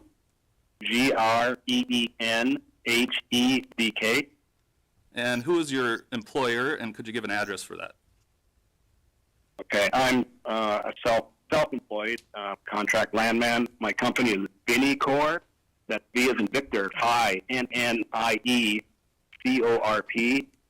P.O. Box 3606, Minot, 58702. And have you testified before the commission previously on land and title matters? No, sir. Okay, could you please provide some background, education, and experience for the panel? I got BS degrees in economics and business from NDSU. I owned my own business for approximately 20 years. I've been doing land work, mainly leasing, for about the past 17 years. Okay, I'd offer the further testimony of this witness to be that as an expert in land. The testimony will be received as that of an expert. Hey, Tim, in your capacity as a landman, have you done any work related to the wells in question in this case? Yes. And what did that work entail?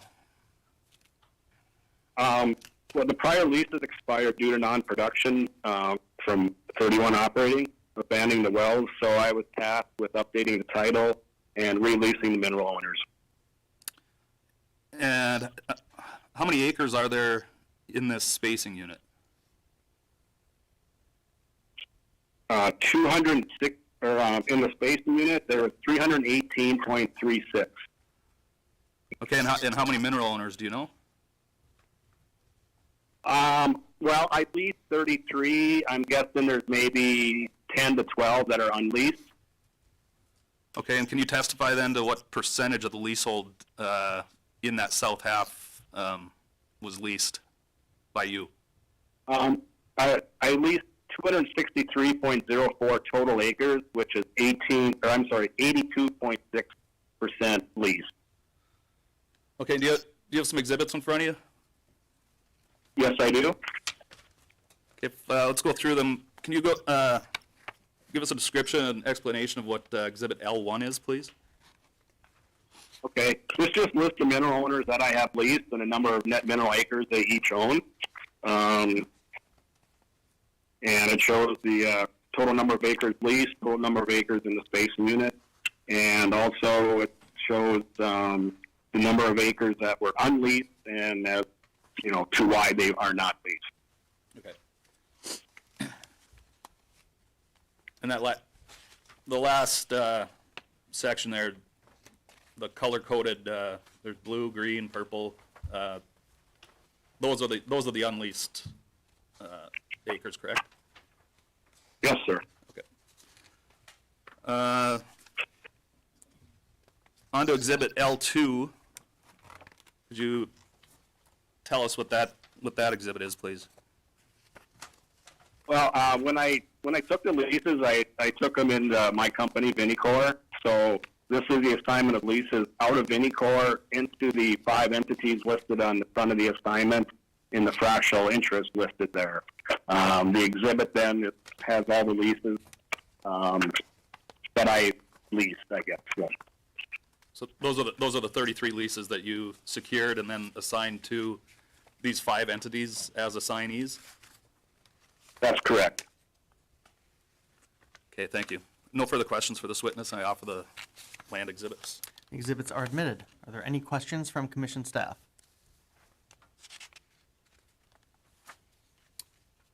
Seeing none, we'll move on. Mr. Ballantyne, can you hear me? Yes, I can hear you. Do you solemnly swear or affirm under the penalties of perjury that the testimony that you're about to give in this matter will be true and correct to the best of your knowledge and belief? I do.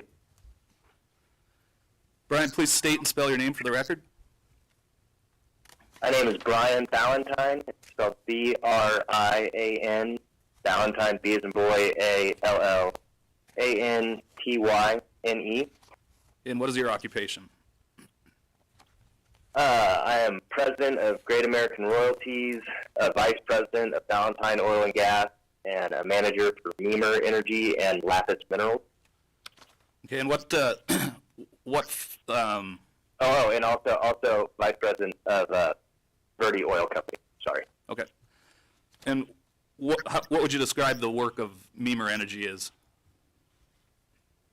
Memer Energy owns working interests in several states, and also have a holding company for Verde Oil Company, which operates wells in southeastern Kansas.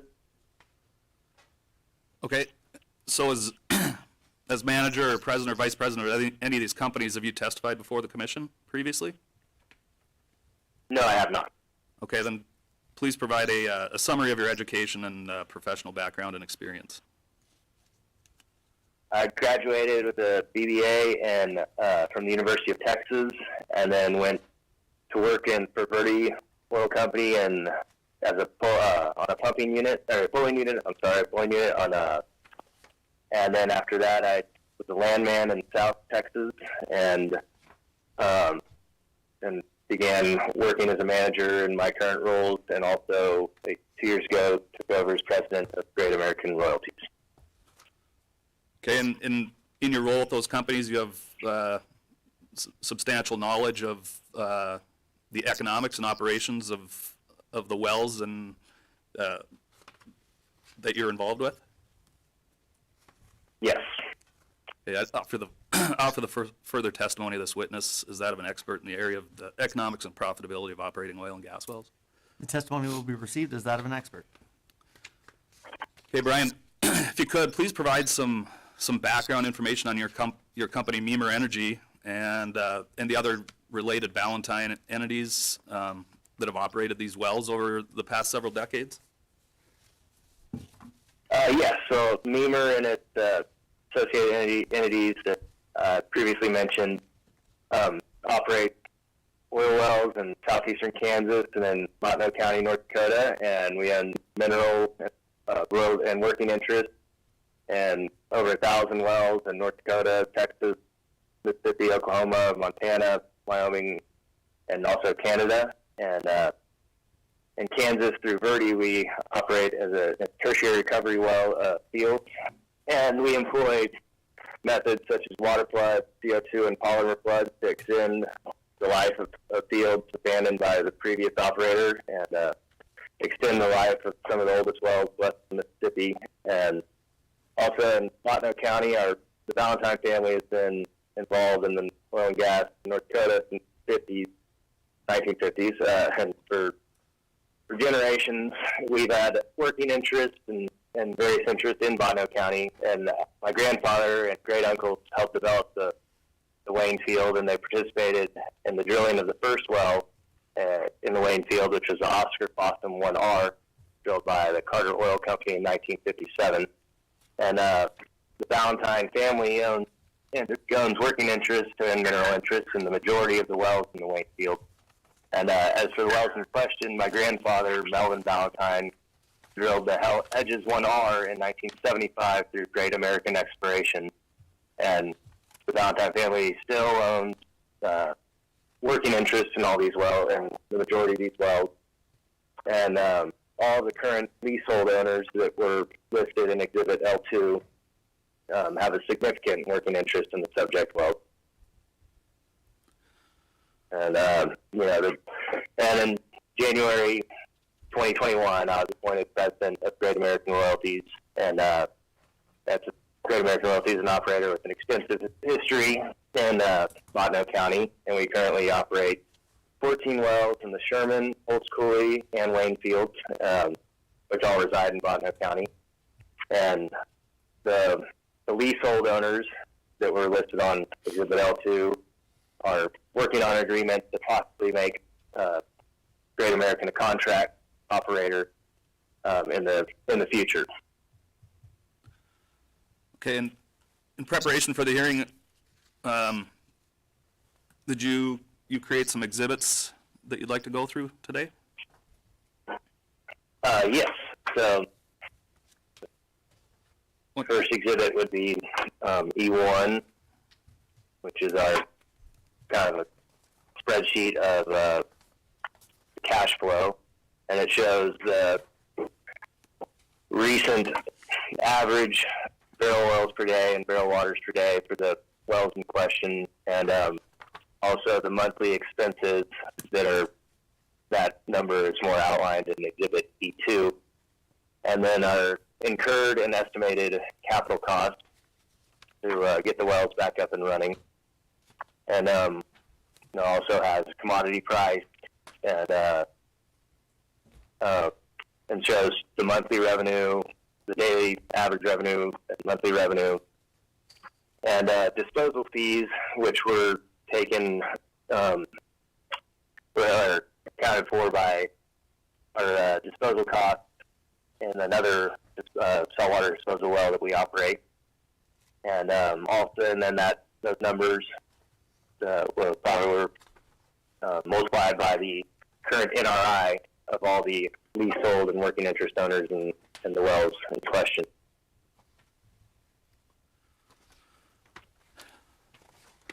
Okay, and in your opinion, would the requested relief of replacing 31 operating with Memer Energy as operator and potentially Great American Royalties as a contract operator of the oil and gas wells that is subject to this application and hearing return the wells to a status that will prevent waste, protect correlative rights, and prevent the drilling of unnecessary wells? Yes, very much so, along with preventing waste and protecting correlative rights.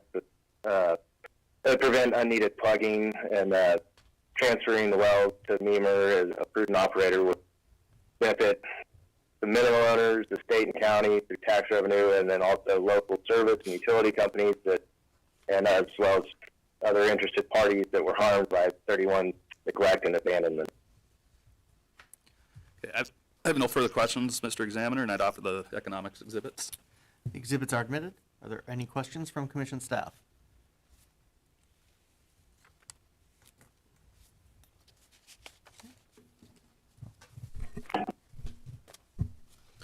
Ryan, this is Bruce Hicks. On your Exhibit E1, you're indicating capital costs of $100,000 for electricity and $300,000 for contingency and miscellaneous, which is... Yes, sir. Is not identified, but are these paying back the past vendors or what?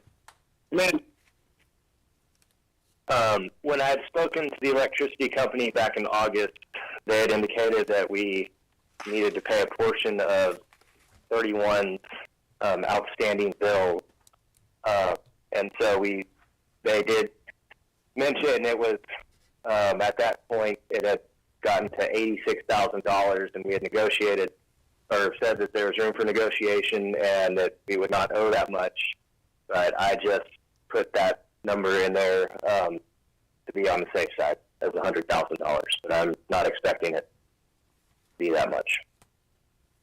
And what's your contingency miscellaneous? If we don't quite know the status of all the wells, there's problems with the tubing that we won't be aware of until we can actually get in there and operate. If there's any road work that needs to be done due to the heavy snows this winter, and any various problems that could pop up due to neglect in the field that we might have to fix to get the well started. How about past service companies that are owed money? Are they just out? I believe that would be alleviated through a sale of what 31 owes and equipment around the county and state that they've abandoned, that I believe would be done through various sheriff sales. And I would note that the Valentine families and their family and the entities that own leasehold are also owed money by 31.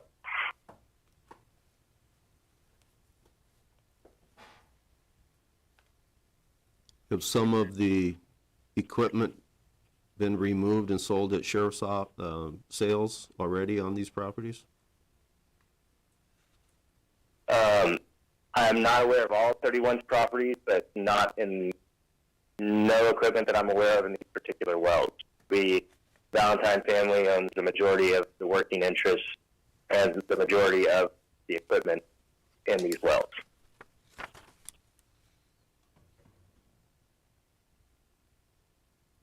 And therefore, they can't really go ahead and sell the equipment that 31 does not own all of.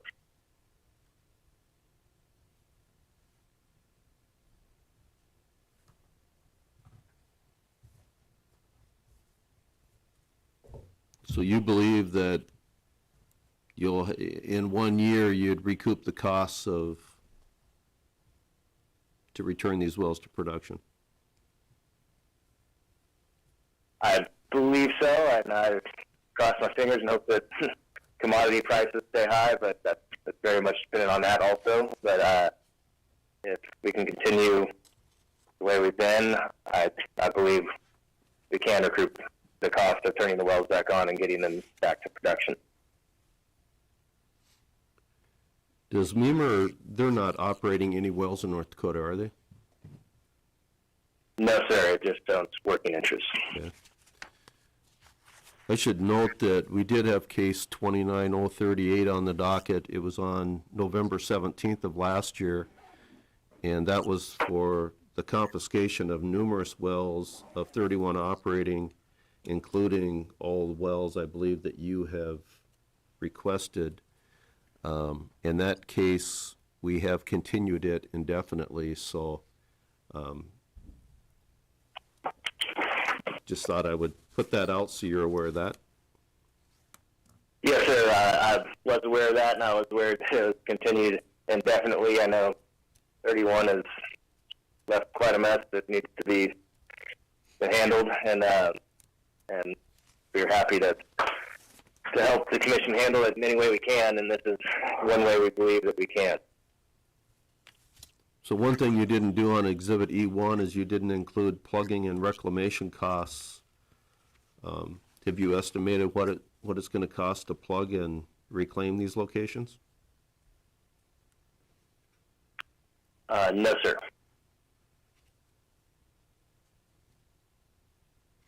In the past, the commission has run into very expensive plugging operations in Bottineau County. Do you have any estimate on a per well average, just ballparkish, to plug a well?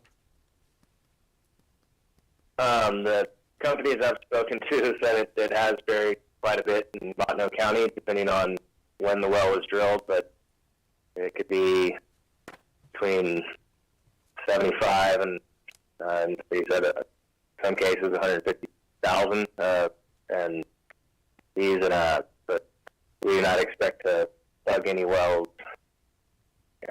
before we return to profitability. But eventually, they're going to have to get plugged and restored. Yes, and sir. reclaimed. And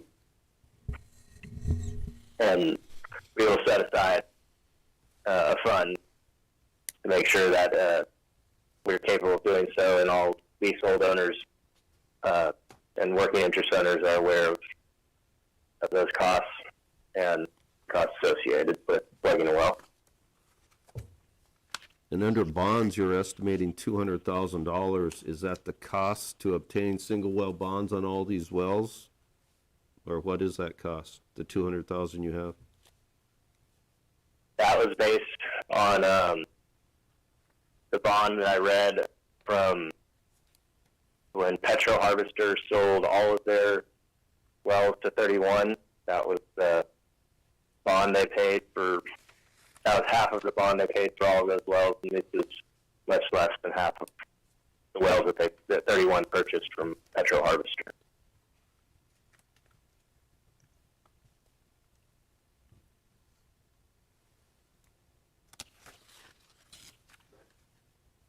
And how many wells are you taking over? Or do you want? Is there 12 or 11? 11. Okay. And are you aware of the regulation that the commission has that requires a single well bond for the full amount of plugging and reclamation on any well that's abandoned?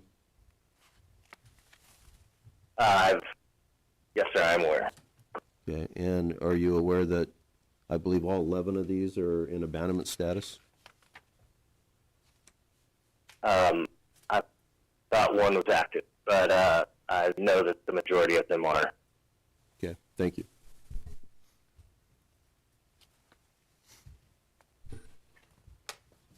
Brian, can you address the disposal cost, or how you plan to dispose of the water from these wells?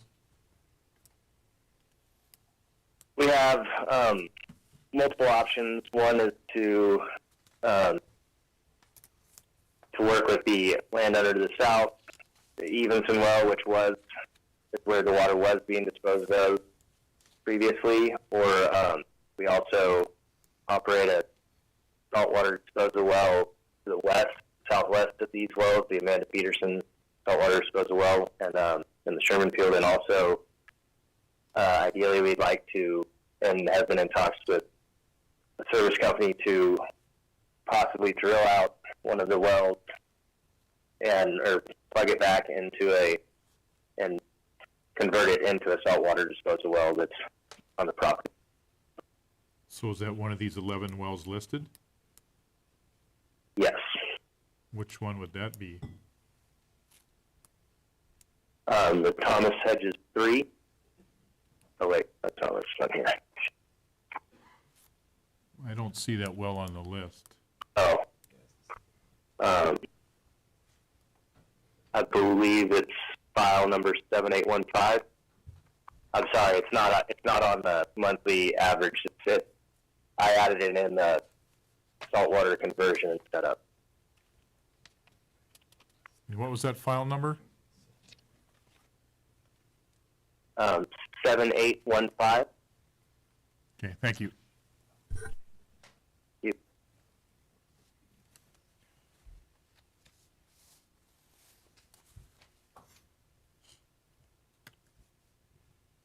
Any further questions from commission staff?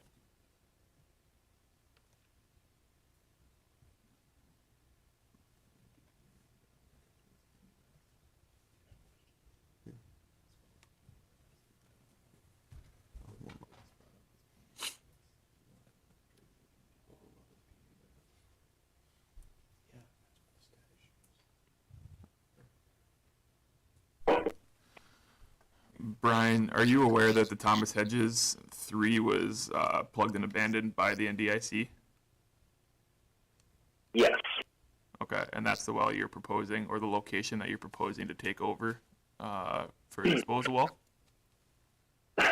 Yes, the company that plugged and abandoned it thought that would be a very good candidate for a saltwater disposal well. It had good casing integrity and the engineering, which I'm no expert on, but he said it was a very good candidate for conversion, and he estimated the cost. So you're going to drill a new well for the conversion. You're going to drill out. That's a possibility. Oh, you're going to drill a new well. Or you're going to drill out all. Oh no. Drill it out. I'm sorry. I was good to drill it out. Okay. It's allowed.